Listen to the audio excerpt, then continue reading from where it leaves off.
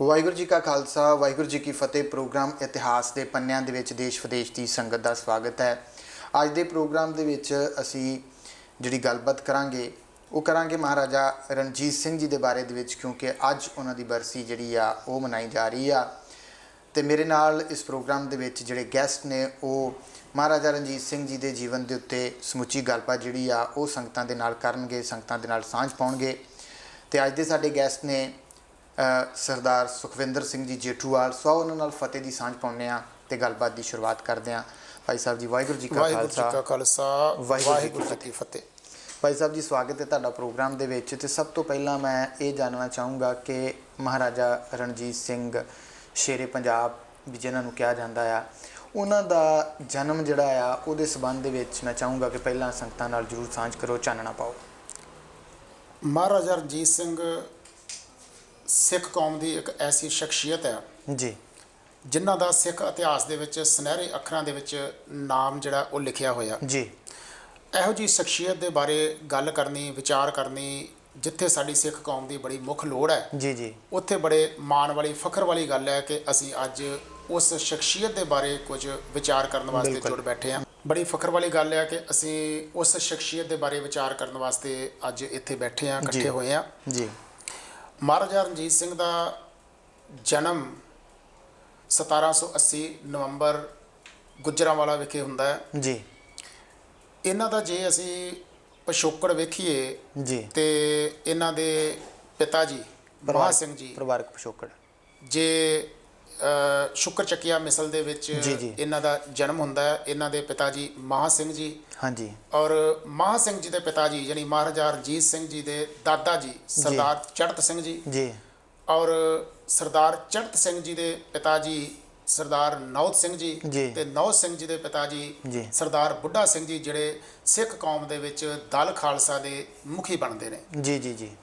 ਇਹਨਾਂ ਦਾ ਪਰਿਵਾਰਕ ਪਿਛੋਕੜ ਜਿਹੜਾ ਆ ਸਿੱਖ ਰਾਜਨੀਤਿਕ ਖੇਤਰ ਦੇ ਵਿੱਚ ਬੜੀ ਅਹਿਮੀਅਤ ਰੱਖਦਾ ਆ। ਬੜੀਆਂ ਇੱਕ ਮਾਣ ਮੱਤੇ ਵਾਲਾ ਇਤਿਹਾਸ ਇਹਨਾਂ ਦੇ ਪਰਿਵਾਰ ਦਾ, ਪਿਛੋਕੜ ਦਾ ਇਤਿਹਾਸ ਹੈ। ਪੰਥਕ ਪਰਿਵਾਰ ਜਿਹੜਾ ਆ ਉਹ ਬੜਾ ਪੰਥਕ ਪਰਿਵਾਰ ਹੈ ਔਰ ਸਿੱਖ ਰਾਜਨੀਤਿਕ ਹਲਕਿਆਂ ਦੇ ਵਿੱਚ, ਸਿੱਖ ਇਤਿਹਾਸ ਦੇ ਵਿੱਚ ਇਹਨਾਂ ਦੇ ਪਰਿਵਾਰ ਦਾ, ਇਹਨਾਂ ਦੇ ਖਾਨਦਾਨ ਦਾ ਜਿਹੜਾ ਨਾਂ ਆ ਉਹ ਬੜਾ ਸੁਨਹਿਰੀ ਅੱਖਰਾਂ 'ਚ ਲਿਖਿਆ ਹੋਇਆ ਹੈ। ਜੀ ਜੀ ਜੀ। ਔਰ ਇਹਨਾਂ ਦਾ ਜਨਮ ਜਿਵੇਂ ਪਹਿਲਾਂ ਵਿਚਾਰ ਕਰ ਚੁੱਕੇ ਹਾਂ ਆਪਾਂ, ਗੁਜਰਾਂਵਾਲਾ ਜਿਹੜਾ ਕਿ ਅੱਜ ਦੀ ਡੇਟ ਦੇ ਵਿੱਚ ਪਾਕਿਸਤਾਨ ਦੇ ਵਿੱਚ ਰਹਿ ਗਿਆ, ਉੱਥੋਂ ਦਾ ਇਹਨਾਂ ਦਾ ਜਨਮ ਹੈ। ਜੀ ਜੀ ਜੀ। ਜੇਕਰ ਗੱਲ ਮਹਾਰਾਜਾ ਰਣਜੀਤ ਸਿੰਘ ਹੋਰਾਂ ਦੇ ਬਚਪਨ ਦੀ ਕਰੀਏ ਤਾਂ ਬਚਪਨ ਜਿਹੜਾ ਆ ਉਹ ਕਿਵੇਂ ਬੀਤਿਆ ਉਹਨਾਂ ਦਾ?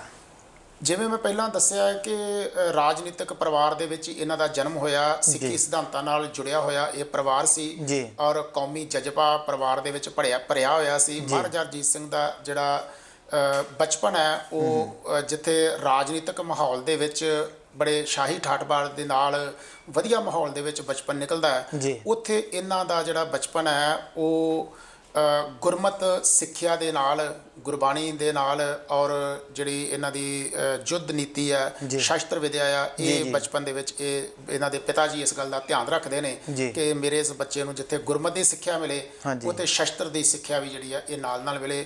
ਬਚਪਨ ਦੇ ਵਿੱਚ ਇਹਨਾਂ ਦੋਹਾਂ ਸਿੱਖਿਆਵਾਂ ਦੇ ਨਾਲ ਬੜੇ ਵਧੀਆ ਮਾਹੌਲ ਦੇ ਵਿੱਚ ਇਹਨਾਂ ਦਾ ਜਿਹੜਾ ਪਾਲਣ ਪੋਸ਼ਣ ਹੁੰਦਾ ਹੈ। ਜੀ ਜੀ।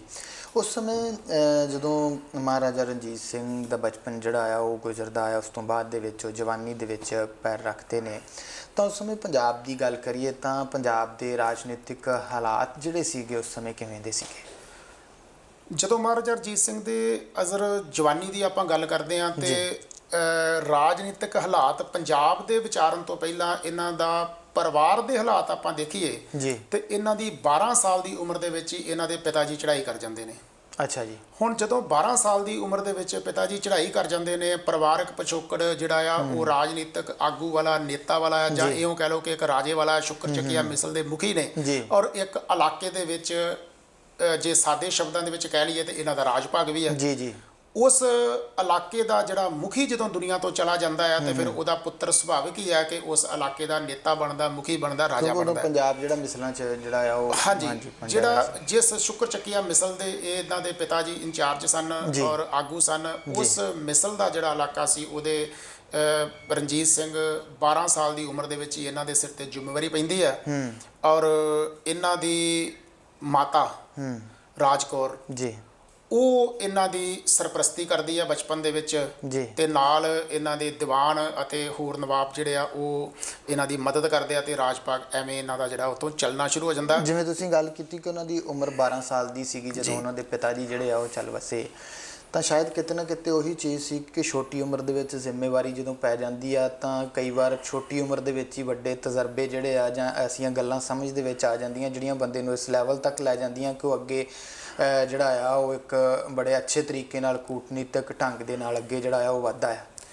ਇਹ ਤੇ ਇੱਕ ਜੱਗ ਜ਼ਾਹਰ ਗੱਲ ਹੈ, ਸਰਬ ਪ੍ਰਵਾਨਿਤ ਗੱਲ ਹੈ ਕਿ ਕੁੱਛੜ ਚੁੱਕ ਕੇ ਪਲਣ ਵਾਲੇ ਬੱਚੇ ਵੱਡੇ ਹੋ ਕੇ ਬਹੁਤੀਆਂ ਮੱਲਾਂ ਨਹੀਂ ਮਾਰਦੇ। ਜੀ ਜੀ ਜੀ ਜੀ ਤੇ ਠੋਕਰਾਂ ਖਾ ਕੇ ਜਿਨ੍ਹਾਂ ਦਾ ਬਚਪਨ ਪਲਿਆ ਹੁੰਦਾ ਹੈ ਉਹੀ ਕੁਝ ਵੱਡੇ ਹੋ ਕੇ ਕਰ ਗੁਜ਼ਰਦੇ ਆ। ਬਿਲਕੁਲ। ਤੇ ਰਣਜੀਤ ਸਿੰਘ ਦਾ ਪਿਤਾ ਦਾ ਸਾਇਆ ਸਿਰ ਤੋਂ ਤੁਰ ਜਾਣ ਦੇ ਨਾਲ ਇਹਨਾਂ ਦੇ ਸਿਰ ਤੇ ਜਿੱਥੇ ਜ਼ਿੰਮੇਵਾਰੀਆਂ ਪਈਆਂ, ਮਾਤਾ ਜੀ ਨੇ ਬੜਾ ਸਹਿਯੋਗ ਦਿੱਤਾ, ਮਾਤਾ ਜੀ ਨੇ ਬਹੁਤ ਵੱਡੀ ਅਗਵਾਈ ਕੀਤੀ, ਲੇਕਿਨ ਫਿਰ ਵੀ ਇਹ 12 ਸਾਲ ਦੀ ਉਮਰ ਦੇ ਵਿੱਚ ਹੀ ਤੀਖਣ ਬੁੱਧੀ, ਦੂਰਅੰਦੇਸ਼ੀ, ਜਰਨੈਲੀ ਸੋਚ ਇਹਨਾਂ ਦੇ ਮਾਲਕ ਬਣ ਗਏ ਸੀ। ਔਰ 18 ਸਾਲ ਦੀ ਉਮਰ ਤੱਕ ਆਉਂਦਿਆਂ ਇਹਨਾਂ ਨੇ ਸੰਪੂਰਨ ਤੌਰ ਤੇ ਆਪਣਾ ਜਿਹੜਾ ਰਾਜ ਭਾਗ ਹੈ ਉਹ ਸਾਰਾ ਸੰਭਾਲ ਲਿਆ ਸੀ ਤੇ ਪੱਕੇ ਤੌਰ ਤੇ ਇਹਨਾਂ ਨੇ ਆਪਣੇ ਫਿਰ ਰਾਜਨੀਤਿਕ ਹਾਲਾਤਾਂ ਦੀ ਗੱਲ ਕਰੀਏ ਤਾਂ ਉਦੋਂ ਪੰਜਾਬ ਦਾ ਕਿਵੇਂ ਦੇ ਹਾਲਾਤ ਸੀ, ਕੀ ਕੁਝ ਹੋ ਰਿਹਾ ਸੀ? ਜਿਵੇਂ ਅਸੀਂ ਪਹਿਲਾਂ ਵੀ ਗੱਲ ਕੀਤੀ ਕਿ ਮਿਸਲਾਂ ਦੇ ਵਿੱਚ ਵੰਡਿਆ ਹੋਇਆ ਸੀਗਾ। ਆਪਾਂ ਇਹੀ ਗੱਲ ਕਰ ਰਹੇ ਸੀ ਕਿ ਸਵਾਲ ਤੁਹਾਡਾ ਇਹੀ ਸੀਗਾ ਕਿ ਉਸ ਵੇਲੇ ਰਾਜਨੀਤਿਕ ਹਾਲਾਤ ਕੀ ਸਨ ਤੇ ਮੈਂ ਬੇਨਤੀ ਕੀਤੀ ਕਿ ਪੰਜਾਬ ਦੇ ਰਾਜਨੀਤਿਕ ਹਾਲਾਤ ਵਿਚਾਰਨ ਤੋਂ ਪਹਿਲਾਂ ਪਰਿਵਾਰ ਦੇ ਰਾਜਨੀਤਿਕ ਹਾਲਾਤ ਆਪਾਂ ਵਿਚਾਰ ਲਈਏ ਤੇ ਵਿਚਾਰੇ ਕਿ ਕਿਵੇਂ ਪਰਿਵਾਰਕ ਜ਼ਿੰਮੇਵਾਰੀਆਂ ਸਿਰ ਤੇ ਪਈਆਂ ਇਹਨਾਂ ਦੇ। ਉਸ ਤੋਂ ਬਾਅਦ ਜਦੋਂ ਇਹ ਰਾਜ ਭਾਗ ਸੰਭਾਲਦੇ ਨੇ ਤੇ ਇਹ ਵੇਖਦੇ ਨੇ ਕਿ ਸਾਰਾ ਜਿਹੜਾ ਪੰਜਾਬ ਹੈ ਉਹ ਨਿੱਕੇ ਨਿੱਕੇ ਇਲਾਕਿਆਂ ਦੇ ਵਿੱਚ ਵੰਡਿਆ ਪਿਆ, ਜਿੱਥੇ ਸਿੱਖ ਜਰਨੈਲ ਮਿਸਲਾਂ ਦੇ ਰੂਪ ਦੇ ਵਿੱਚ ਵੰਡੇ ਪਏ ਨੇ ਔਰ ਮਿਸਲਾਂ ਪੰਜਾਬ ਦੇ ਵਿੱਚ ਰਾਜ ਕਰ ਰਹੀਆਂ ਤੇ ਸਿੱਖ ਸ਼ਕਤੀ ਵੀ ਛੋਟੇ ਛੋਟੇ ਭਾਗਾਂ 'ਚ ਵੰਡੀ ਪਈ ਹੈ ਔਰ ਉਹ ਰਾਜੇ ਜਿਹੜੇ ਨੇ ਉਹ ਮਿਸਲ ਸਰਦਾਰ ਜਿਹੜੇ ਨੇ ਉਹ ਆਪਸ ਦੇ ਵਿੱਚ ਵੀ ਲੜਦੇ ਝਗੜਦੇ ਰਹਿੰਦੇ ਨੇ ਔਰ ਜਿਹਦਾ ਕਰਕੇ ਉਸ ਇਲਾਕੇ ਦਾ ਵਿਕਾਸ ਨਹੀਂ ਹੋ ਰਿਹਾ। ਇਤਿਹਾਸਕ ਪਿਛੋਕੜ ਤੋਂ ਜਦੋਂ ਆਪਾਂ ਜਾਣਦੇ ਹਾਂ ਤੇ ਫਿਰ ਇਹਨਾਂ ਮਿਸਲਾਂ ਦਾ ਵੀ ਇਤਿਹਾਸ ਬੜਾ ਪੁਰਾਣਾ ਹੈ। ਅਹਿਮਦ ਸ਼ਾਹ ਅਬਦਾਲੀ ਦੇ ਹਮਲਿਆਂ ਦਾ ਜਵਾਬ ਇਹਨਾਂ ਸਿੱਖ ਸਰਦਾਰਾਂ ਨੇ ਹੀ ਦਿੱਤਾ ਜਿਹੜੇ ਸਿੱਖ ਸਰਦਾਰ ਮਿਸਲਾਂ ਦੇ ਆਗੂ ਸਨ।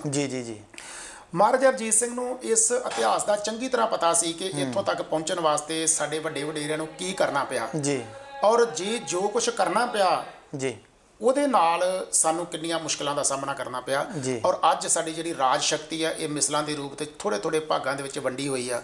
ਮਹਾਰਾਜਾ ਰਣਜੀਤ ਸਿੰਘ ਦੇ ਰਾਜ ਦੇ ਵੇਲੇ ਜਦੋਂ ਇਹਨਾਂ ਨੂੰ ਸੰਪੂਰਨ ਜ਼ਿੰਮੇਵਾਰੀ ਮਿਲਦੀ ਆ ਤੇ ਇਹਨਾਂ ਨੇ ਵੇਖਿਆ ਕਿ ਪੰਜਾਬ ਦਾ ਜਿਹੜਾ ਇਲਾਕਾ ਆ ਇਹ ਸਿੱਖ ਮਿਸਲ ਆਗੂਆਂ ਨੇ ਥੋੜੇ ਥੋੜੇ ਭਾਗਾਂ ਦੇ ਵਿੱਚ ਵੰਡਿਆ ਹੋਇਆ ਤੇ ਆਪਸ ਦੇ ਵਿੱਚ ਵੀ ਲੜਦੇ ਰਹਿੰਦੇ ਆ ਤੇ ਰਣਜੀਤ ਸਿੰਘ ਨੇ ਬਚਪਨ ਦੇ ਵਿੱਚ ਹੀ ਸਿੱਖ ਇਤਿਹਾਸ ਤੇ ਪੜ੍ਹ ਲਿਆ ਸੀ, ਸਮਝ ਲਿਆ ਸੀ, ਪੜ੍ਹ ਲਿਆ ਨਹੀਂ ਸੀ, ਸਮਝ ਲਿਆ ਸੀ, ਸਿੱਖ ਲਿਆ ਸੀ।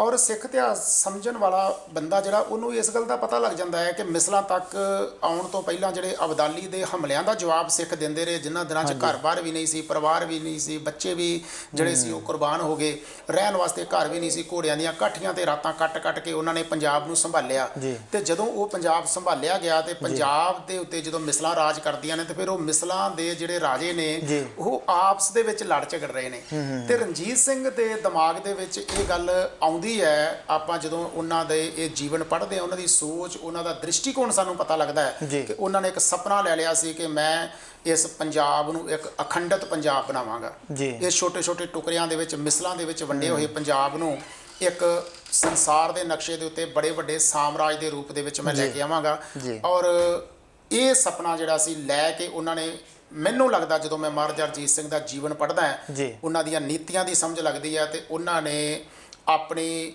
ਸਭ ਤੋਂ ਪਹਿਲੀ ਜਿਹੜੀ ਨੀਤੀ ਇਹ ਬਣਾਈ ਕਿ ਪੰਜਾਬ ਨੂੰ ਅਖੰਡਤ ਕਰਨਾ ਹੈ ਤੇ ਇੱਕ ਸਾਮਰਾਜ ਦੇ ਰੂਪ ਦੇ ਵਿੱਚ ਪੰਜਾਬ ਨੂੰ ਜਿਹੜਾ ਉਹ ਇਕੱਠਾ ਕਰਨਾ ਹੈ। ਇਹ ਉਸ ਵੇਲੇ ਦੇ ਪੰਜਾਬ ਦੇ ਹਾਲਾਤ ਸਨ ਜਦੋਂ ਇਹਨਾਂ ਨੂੰ ਰਾਜ ਭਾਗ ਮਿਲਦਾ ਆ, ਜਦੋਂ ਇਹ ਮਿਸਲ ਦੇ ਮੁਖੀ ਬਣਦੇ ਆ। ਇਹ ਤੇ ਇੱਕ ਮਿਸਲ ਦੇ ਮੁਖੀ ਬਣਦੇ ਆ ਪਰ ਬਾਕੀ ਮਿਸਲਾਂ ਜਿਹੜੀਆਂ ਸੀ ਉਹ ਪੰਜਾਬ ਦੇ ਵੱਖ-ਵੱਖ ਇਲਾਕਿਆਂ ਦੇ ਵਿੱਚ ਰਾਜ ਕਰ ਲਈਆਂ ਸਨ। ਸਤਲੁਜ ਤੋਂ ਪਾਰ ਜਿਹੜੀ ਫੂਲਕੀਆ ਮਿਸਲ ਰਾਜ ਕਰ ਰਹੀ ਆ, ਦੁਆਬੇ ਦੇ ਵਿੱਚ ਜੱਸਾ ਸਿੰਘ ਆਹਲੂਵਾਲੀਆ ਦੀ ਅੱਗੇ ਮਿਸਲ ਕੰਮ ਕਰ ਰਹੀ ਆ, ਭੰਗੀ ਮਿਸਲ ਇੱਥੇ ਕੰਮ ਕਰ ਰਹੀ ਆ, ਅੰਮ੍ਰਿਤਸਰ ਵਾਲੇ ਇਲਾਕੇ ਦੇ ਵਿੱਚ ਕਨਈਆ ਮਿਸਲ ਕੰਮ ਕਰ ਰਹੀ ਆ। ਇਸੇ ਤਰ੍ਹਾਂ ਜਦੋਂ ਇਹਨਾਂ ਨੇ ਯੋਜਨਾ ਬਣਾਈ ਤੇ ਫਿਰ ਸਭ ਤੋਂ ਪਹਿਲਾਂ ਇਸ ਯੋਜਨਾ ਦੇ ਵਿੱਚ ਜਿਹੜਾ ਇਹਨਾਂ ਦਾ ਸਾਥ ਦਿੱਤਾ ਇਹਨਾਂ ਦੀ ਮਾਤਾ ਨੇ ਦਿੱਤਾ, ਰਾਜ ਕੌਰ ਜੀ ਨੇ। ਔਰ ਥੋੜੇ ਸਮੇਂ ਬਾਅਦ ਫਿਰ ਮਾਤਾ ਦਾ ਵੀ ਦੇਹਾਂਤ ਹੋ ਜਾਂਦਾ ਹੈ। ਜਦੋਂ ਮਾਤਾ ਦਾ ਦੇਹਾਂਤ ਹੋ ਜਾਂਦਾ ਤੇ ਫਿਰ ਇੱਕ ਆਮ ਤੌਰ ਤੇ ਕਿਹਾ ਜਾਂਦਾ ਕਿ ਹਰ ਸਫਲ ਇਨਸਾਨ ਦੇ ਪਿੱਛੇ ਜਿਹੜਾ ਆ ਉਹ ਕਿਸੇ ਔਰਤ ਦਾ ਹੱਥ ਹੁੰਦਾ ਹੈ। ਬਿਲਕੁਲ। ਤੇ ਮਹਾਰਾਜਾ ਰਣਜੀਤ ਸਿੰਘ ਦੀ ਸਫਲਤਾ ਜਿਹੜੀ ਆ ਉਹਦੀ ਆਰੰਭਤਾ ਦੇ ਪਿੱਛੇ ਮੈਨੂੰ ਦੋ ਔਰਤਾਂ ਨਜ਼ਰ ਆਉਂਦੀਆਂ, ਇੱਕ ਇਹਨਾਂ ਦੀ ਮਾਤਾ ਜੀ, ਇੱਕ ਇਹਨਾਂ ਦੀ ਸੱਸ ਜੀ ਸਦਾ ਕੌਰ ਜੀ। ਜਦੋਂ ਇਹਨਾਂ ਦੀ ਪਹਿਲੀ ਸ਼ਾਦੀ ਹੁੰਦੀ ਹੈ ਮਹਿਤਾਬ ਕੌਰ ਨਾਲ, ਤੇ ਉਹਨਾਂ ਦੀ ਮਾਤਾ ਸਦਾ ਕੌਰ, ਕਿਉਂਕਿ ਉਹ ਵੀ ਕਨ੍ਹੱਈਆ ਮਿਸਲ ਦੇ ਸਰਦਾਰਾਂ ਦੀ ਧੀ ਸੀ ਜੀ, ਔਰ ਉਹਨਾਂ ਦੇ ਕੋਲ ਵੀ ਪਰਿਵਾਰ ਦੇ ਵਿੱਚ ਰਾਜਨੀਤਿਕ ਤਜਰਬਾ ਸੀ, ਤੇ ਰਿਸ਼ਤੇਦਾਰੀ ਹੋਣ ਦੇ ਨਾਲ ਫਿਰ ਸ਼ੁਕਰ ਚੱਕੀਆ ਮਿਸਲ ਤੇ ਕਨ੍ਹੱਈਆ ਮਿਸਲ ਜਿਹੜੀ ਆ ਉਹਨਾਂ ਦੀ ਸਾਂਝ ਬਣ ਗਈ। ਤੇ ਉੱਥੋਂ ਫਿਰ ਇਹ ਨੀਤੀ ਸ਼ੁਰੂ ਹੋਈ ਕਿ ਆਪਾਂ ਕਿਵੇਂ ਸਾਰੀਆਂ ਮਿਸਲਾਂ ਨੂੰ ਇੱਕ ਕੇਸਰੀ ਨਿਸ਼ਾਨ ਸਾਹਿਬ ਦੇ ਥੱਲੇ ਔਰ ਖਾਲਸਾ ਰਾਜ ਦੇ ਥੱਲੇ ਲੈ ਕੇ ਆਉਣਾ ਜੀ। ਫਿਰ ਇਹਨਾਂ ਨੇ ਆਪਣੀ ਜਿਹੜੀ ਨੀਤੀ ਸੀ ਉਹਨੂੰ 3 ਭਾਗਾਂ ਦੇ ਵਿੱਚ ਵੰਡਿਆ। ਜੇ ਆਪਾਂ ਉਸ ਵੇਲੇ ਮਹਾਰਾਜਾ ਰਣਜੀਤ ਸਿੰਘ ਦੇ ਰਾਜ ਨੂੰ ਸਮਝੀਏ ਤੇ 3 ਪੱਖੀ ਨੀਤੀ ਸਾਨੂੰ ਜਿਹੜੀ ਆ ਇਹਨਾਂ ਦੀ ਨਜ਼ਰ ਆਉਂਦੀ ਹੈ। ਇੱਕ ਨੀਤੀ ਨਜ਼ਰ ਆਉਂਦੀ ਹੈ ਕਿ ਜਿਹੜਾ ਪੰਜਾਬ ਜਿੱਥੇ ਜਿੱਥੇ ਸਿੱਖ ਸਰਦਾਰ ਰਾਜ ਕਰ ਰਹੇ ਨੇ ਉਹਨਾਂ ਦੇ ਨਾਲ ਕਿਹੜੀ ਨੀਤੀ ਤੇ ਚੱਲਣਾ। ਇੱਕ ਨੀਤੀ ਨਜ਼ਰ ਆਉਂਦੀ ਹੈ ਇਹਨਾਂ ਦੀ ਕਿ ਇੱਧਰ ਪਿਸ਼ੌਰ ਵਾਲੇ ਬੰਨੇ ਪਿਸ਼ਾਵਰ ਹੈ, ਕਾਬਲ ਹੈ, ਕੰਧਾਰ ਹੈ, ਜਮਰੌਦ ਹੈ, ਇੱਧਰ ਜਿਹੜੇ ਵੱਖ-ਵੱਖ ਇਲਾਕਿਆਂ ਦੇ ਵਿੱਚ ਕੋਈ ਪਠਾਨ ਰਾਜ ਕਰ ਰਹੇ ਨੇ, ਕੋਈ ਮੁਗਲ ਕਰ ਰਹੇ ਨੇ, ਇਹਨਾਂ ਦੇ ਨਾਲ ਕਿਸ ਨੀਤੀ ਤੇ ਚੱਲਣਾ ਜੀ। ਤੇ ਤੀਸਰੀ ਨੀਤੀ ਆਉਂਦੀ ਹੈ ਕਿ ਇੱਧਰ ਜਿਹੜੇ ਅੰਗਰੇਜ਼ ਵੱਧਦੇ ਆਉਂਦੇ ਨੇ ਪੰਜਾਬ ਵੱਲ ਨੂੰ, ਉਹਨਾਂ ਦੇ ਨਾਲ ਕਿਸ ਨੀਤੀ ਤੇ ਚੱਲਣਾ। ਜਦੋਂ ਆਪਾਂ ਇਹਨਾਂ ਤਿੰਨਾਂ ਨੀਤੀਆਂ ਦਾ ਵਿਸ਼ਲੇਸ਼ਣ ਕਰਦੇ ਆ ਤੇ ਘਰੇਲੂ ਨੀਤੀ ਜਿਹੜੀ ਆ ਪੰਜਾਬ ਦੇ ਸਿੱਖ ਸਰਦਾਰਾਂ ਦੇ ਨਾਲ ਨਜਿੱਠਣ ਦੀ ਜਿਹੜੀ ਨੀਤੀ ਆ, ਉਹ ਉਸ ਨੀਤੀ ਨੂੰ ਅਗਰ ਜੇ ਆਪਾਂ ਇੱਕ ਲਾਈਨ ਦੇ ਵਿੱਚ ਕਹੀਏ ਤੇ ਉਹਨਾਂ ਬੜੀ ਦੂਰ ਅੰਦੇਸ਼ੀ ਦੇ ਨਾਲ ਆਪਣੀ ਰਣਨੀਤੀ ਦੇ ਨਾਲ ਤਕੜੀਆਂ ਮਿਸਲਾਂ ਜਿਹੜੀਆਂ ਸਨ ਉਹਨਾਂ ਨਾਲ ਕਿਸੇ ਨਾਲ ਰਿਸ਼ਤੇਦਾਰੀ ਬਣਾਈ, ਕਿਸੇ ਨਾਲ ਪੱਗ-ਵੱਟ ਭਰਾਵਾਂ ਵਾਂਗ ਸਾਂਝ ਬਣਾਈ, ਤੇ ਕਿਸੇ ਦੇ ਉੱਤੇ ਅਟੈਕ ਕਰਕੇ ਹਮਲਾ ਵੀ ਕਰਨਾ ਪਿਆ। ਤੇ ਮਹਾਰਾਜਾ ਰਣਜੀਤ ਸਿੰਘ ਦੀ ਜਿਹੜੀ ਤੁਸੀਂ ਗੱਲ ਦੱਸ ਰਹੇ ਹੋ ਤਾਂ ਮੈਨੂੰ ਇਹ ਜ਼ਹਿਨ ਦੇ ਵਿੱਚ ਆ ਰਿਹਾ ਕਿ ਜਿਵੇਂ ਸਭ ਪਹਿਲਾਂ ਗੱਲ ਕੀਤੀ ਸੀਗੀ ਕਿ ਉਹਨਾਂ ਦੀ 12 ਸਾਲ ਦੀ ਉਮਰ 'ਚ ਪਿਤਾ ਦਾ ਦੇਹਾਂਤ ਹੋ ਜਾਂਦਾ, ਤਾਂ ਬਾਅਦ ਦੇ ਵਿੱਚ ਜਦੋਂ ਉਹ ਇਸ ਤਰ੍ਹਾਂ ਦੀਆਂ ਜਿਹੜੀਆਂ ਚੀਜ਼ਾਂ ਕਰਦੇ ਆ, ਜਦੋਂ ਕਿ ਉਹ ਜਿਹੜੀ ਕੋਈ ਮਾੜੀ ਮਿਸਲ ਹੈ ਉਹਦੇ 'ਤੇ ਉਸ ਤਰ੍ਹਾਂ ਕਬਜ਼ਾ ਕਰ ਲਿਆ, ਜਿਹੜੀ ਥੋੜ੍ਹੀ ਤਕੜੀ ਉਹਦੇ ਨਾਲ ਸੰਬੰਧ ਇਸ ਤਰ੍ਹਾਂ ਦੇ ਬਣਾ ਲਏ, ਇੱਕ ਅੱਛੇ ਕੂਟਨੀਤੀਵਾਨ ਵੀ ਸੀਗੇ ਉਹ। ਬਿਲਕੁਲ ਜੀ, ਮੈਂ ਪਹਿਲਾਂ ਵੀ ਜਿਵੇਂ ਗੱਲ ਕੀਤੀ ਹੈ ਕਿ ਜਿਹੜੇ ਬੱਚੇ ਕੁੱਛੜ ਚੁੱਕ ਕੇ ਪਲਦੇ ਆ ਉਹ ਫਿਰ ਲੋਲੇ ਭੁੱਲੇ ਜਿਹੇ ਨਿਕਲਦੇ ਆ, ਉਹ ਤਰੱਕੀਆਂ ਬਹੁਤੀਆਂ ਨਹੀਂ ਕਰਦੇ। ਤੇ ਜਿਹੜੇ ਬੱਚੇ ਸੰਘਰਸ਼ਾਂ ਦੇ ਵਿੱਚ ਪਲਦੇ ਆ ਉਹੋ ਹੀ ਫਿਰ ਮੱਲਾ ਮਾਰਦੇ ਆ। ਤੇ ਰਣਜੀਤ ਸਿੰਘ ਦਾ ਬਚਪਨ ਜਿਹੜਾ ਇਹ ਜਿੱਥੇ ਰਾਜ ਭਾਗ ਦੇ ਪਰਿਵਾਰ 'ਚ ਨਿਕਲਿਆ ਉੱਥੇ ਸੰਘਰਸ਼ ਦੇ ਵਿੱਚ ਵੀ ਨਿਕਲਿਆ। 12 ਸਾਲ ਦੀ ਉਮਰ ਦੇ ਵਿੱਚ ਜ਼ਿੰਮੇਵਾਰੀ ਸਿਰ ਤੇ ਪੈ ਜਾਣੀ, ਉਹ ਫਿਰ ਜਦੋਂ ਜ਼ਿੰਮੇਵਾਰੀਆਂ ਤੁਹਾਡੇ ਸਿਰ ਤੇ ਪੈਂਦੀਆਂ, ਜਦੋਂ ਠੋਕਰਾਂ ਪੈਂਦੀਆਂ, ਤੁਹਾਡਾ ਦਿਮਾਗ ਤਿੱਖਾ ਹੁੰਦਾ ਹੈ। ਦਿਮਾਗ ਦੀ ਜਿਹੜੀ ਕਪੈਸਿਟੀ ਆ ਉਹ ਜਿੱਥੇ ਬਾਕੀ ਹਮਲਿਆਂ ਨੂੰ ਬਰਦਾਸ਼ਤ ਕਰਨ ਦੀ ਸ਼ਕਤੀ ਵੱਧਦੀ ਹੈ, ਮੁਸ਼ਕਲਾਂ ਜ਼ਿਆਦਾ ਆਉਣਗੀਆਂ, ਉਹਨਾਂ ਤੁਹਾਡਾ ਦਿਮਾਗ ਜਿਹੜਾ ਜ਼ਿਆਦਾ ਚੱਲੇਗਾ, ਜ਼ਿਆਦਾ ਤੇਜ਼ ਹੋਏਗਾ। ਤੇ ਕੰਫਰਟ ਜ਼ੋਨ ਦੇ ਵਿੱਚ ਰਹਿਣ ਵਾਲੇ ਲੋਕ, ਆਰਾਮਦਾਇਕ ਜ਼ਿੰਦਗੀ ਜੀਣ ਵਾਲੇ ਲੋਕ ਜਿਹੜੇ ਆ ਉਹ ਥੋੜਾ ਬਹੁਤਾ ਸਰਵਾਈਵ ਤੇ ਕਰਦੇ ਆ, ਲੇਕਿਨ ਬਹੁਤੀਆਂ ਮੱਲਾਂ ਨਹੀਂ ਮਾਰ ਪਾਉਂਦੇ ਉਹਨੂੰ। ਸੰਘਰਸ਼ੀ ਲੋਕ ਜਿਹੜੇ ਆ ਉਹ ਮੱਲਾਂ ਮਾਰਦੇ ਆ। ਤੇ ਰਣਜੀਤ ਸਿੰਘ ਦਾ ਜਿਹੜਾ ਜਨਮ ਆ ਉਹ ਜਿਹੜੀ ਉਹਨਾਂ ਦਾ ਬਚਪਨ ਆ, ਬਚਪਨ ਤੋਂ ਹੀ ਸੰਘਰਸ਼ ਵਾਲੀ ਜ਼ਿੰਦਗੀ ਉਹਨਾਂ ਨੂੰ ਜਿਹੜੀ ਆ ਉਹ ਮਿਲਦੀ ਆ। ਤੇ ਉਹਨਾਂ ਸੰਘਰਸ਼ਾਂ ਦਾ ਹੀ ਇੱਕ ਨਤੀਜਾ ਨਿਕਲਦਾ ਕਿ ਉਹਨਾਂ ਦੇ ਅੰਦਰ ਜਿਹੜੀ ਵਿਲ ਪਾਵਰ ਆ, ਜਿਹੜਾ ਜੋਸ਼ ਹੈ, ਉਹ ਉਹਨਾਂ ਦੇ ਅੰਦਰ ਭਰਦਾ ਹੈ। ਆਪਾਂ ਉਹਨਾਂ ਦਾ ਉਹ ਪੜ੍ਹਦੇ ਆ ਜਦੋਂ ਅਟਕ ਦਰਿਆ ਪਾਰ ਕਰਨ ਲੱਗਦੇ ਆ ਤੇ ਫੌਜਾਂ ਖਲੋ ਜਾਂਦੀਆਂ ਕਿ ਕੀ ਕਰੀਏ। ਉਧਰ ਪਤਾ ਹੈ ਕਿ ਗਾੜੀ ਆਪਾਂ ਮਿਸ਼ਨ ਫਤਿਹ ਕਰਨਾ ਹੈ, ਤੇ ਦਰਿਆ ਠਾਠਾ ਮਾਰਿਆ ਕਿ ਮੈਂ ਨਹੀਂ ਲੰਘਣ ਦਿਆਂਗਾ। ਤੇ ਰਣਜੀਤ ਸਿੰਘ ਉੱਥੇ ਸਾਹਮਣੇ ਹੋ ਕੇ ਇੱਕ ਹਿੰਮਤ ਕਰਦਾ ਹੈ ਕਿ ਜਿਨ੍ਹਾਂ ਦੇ ਹੌਸਲੇ ਬੁਲੰਦ ਹੁੰਦੇ ਆ ਉਹਨਾਂ ਨੂੰ ਇਹ ਅਟਕ ਦਰਿਆ ਅਟਕਾ ਨਹੀਂ ਸਕਦੇ। ਇਹ ਅਟਕ ਵਰਗੀਆਂ ਅਟਕਣਾ ਉਹਨਾਂ ਦੇ ਉੱਤੇ ਹੀ ਆਉਂਦੀਆਂ, ਉਹਨਾਂ ਨੂੰ ਹੀ ਪੈਂਦੀਆਂ ਜਿਨ੍ਹਾਂ ਦੇ ਫੈਸਲਿਆਂ ਦੇ ਵਿੱਚ ਅਟਕਲਾਂ ਹੋਣ। ਤੇ ਰਣਜੀਤ ਸਿੰਘ ਹਿੰਮਤ ਕਰਕੇ, ਹੌਸਲਾ ਕਰਕੇ ਆਪਣਾ ਹਾਥੀ ਅੰਦਰ ਜਦੋਂ ਵਾੜਦਾ ਦਰਿਆ ਦੇ, ਫਿਰ ਮਗਰ ਸਾਰੀਆਂ ਹੀ ਸਿੱਖ ਫੌਜਾਂ ਜਿਹੜੀਆਂ ਦਰਿਆ ਪਾਰ ਕਰ ਜਾਂਦੀਆਂ ਤੇ ਮੋਰਚਾ ਫਤਿਹ ਹੋ ਜਾਂਦਾ। ਇਹ ਜੁਰਤ, ਇਹ ਹਿੰਮਤ ਜਿਹੜੀ ਹੁੰਦੀ ਆ, ਇਹ ਗੋਡ ਗਿਫਟਡ ਹੁੰਦੀ ਆ ਔਰ ਸੰਘਰਸ਼ ਦੇ ਨਾਲ ਪੈਦਾ ਹੁੰਦੀ ਆ। ਨਹੀਂ ਤੇ ਬੜਾ ਵੱਡਾ ਮੌਕਾ ਸੀ ਅਟਕ ਦਰਿਆ ਤੇ, ਰਸਤੇ 'ਚ ਬੜਾ ਵੱਡਾ ਇੱਕ ਬੈਰੀਅਰ ਬਣਿਆ ਪਿਆ ਸੀ ਕਿ ਨਹੀਂ ਅੱਗੇ ਨਿਕਲਿਆ ਜਾ ਸਕਦਾ।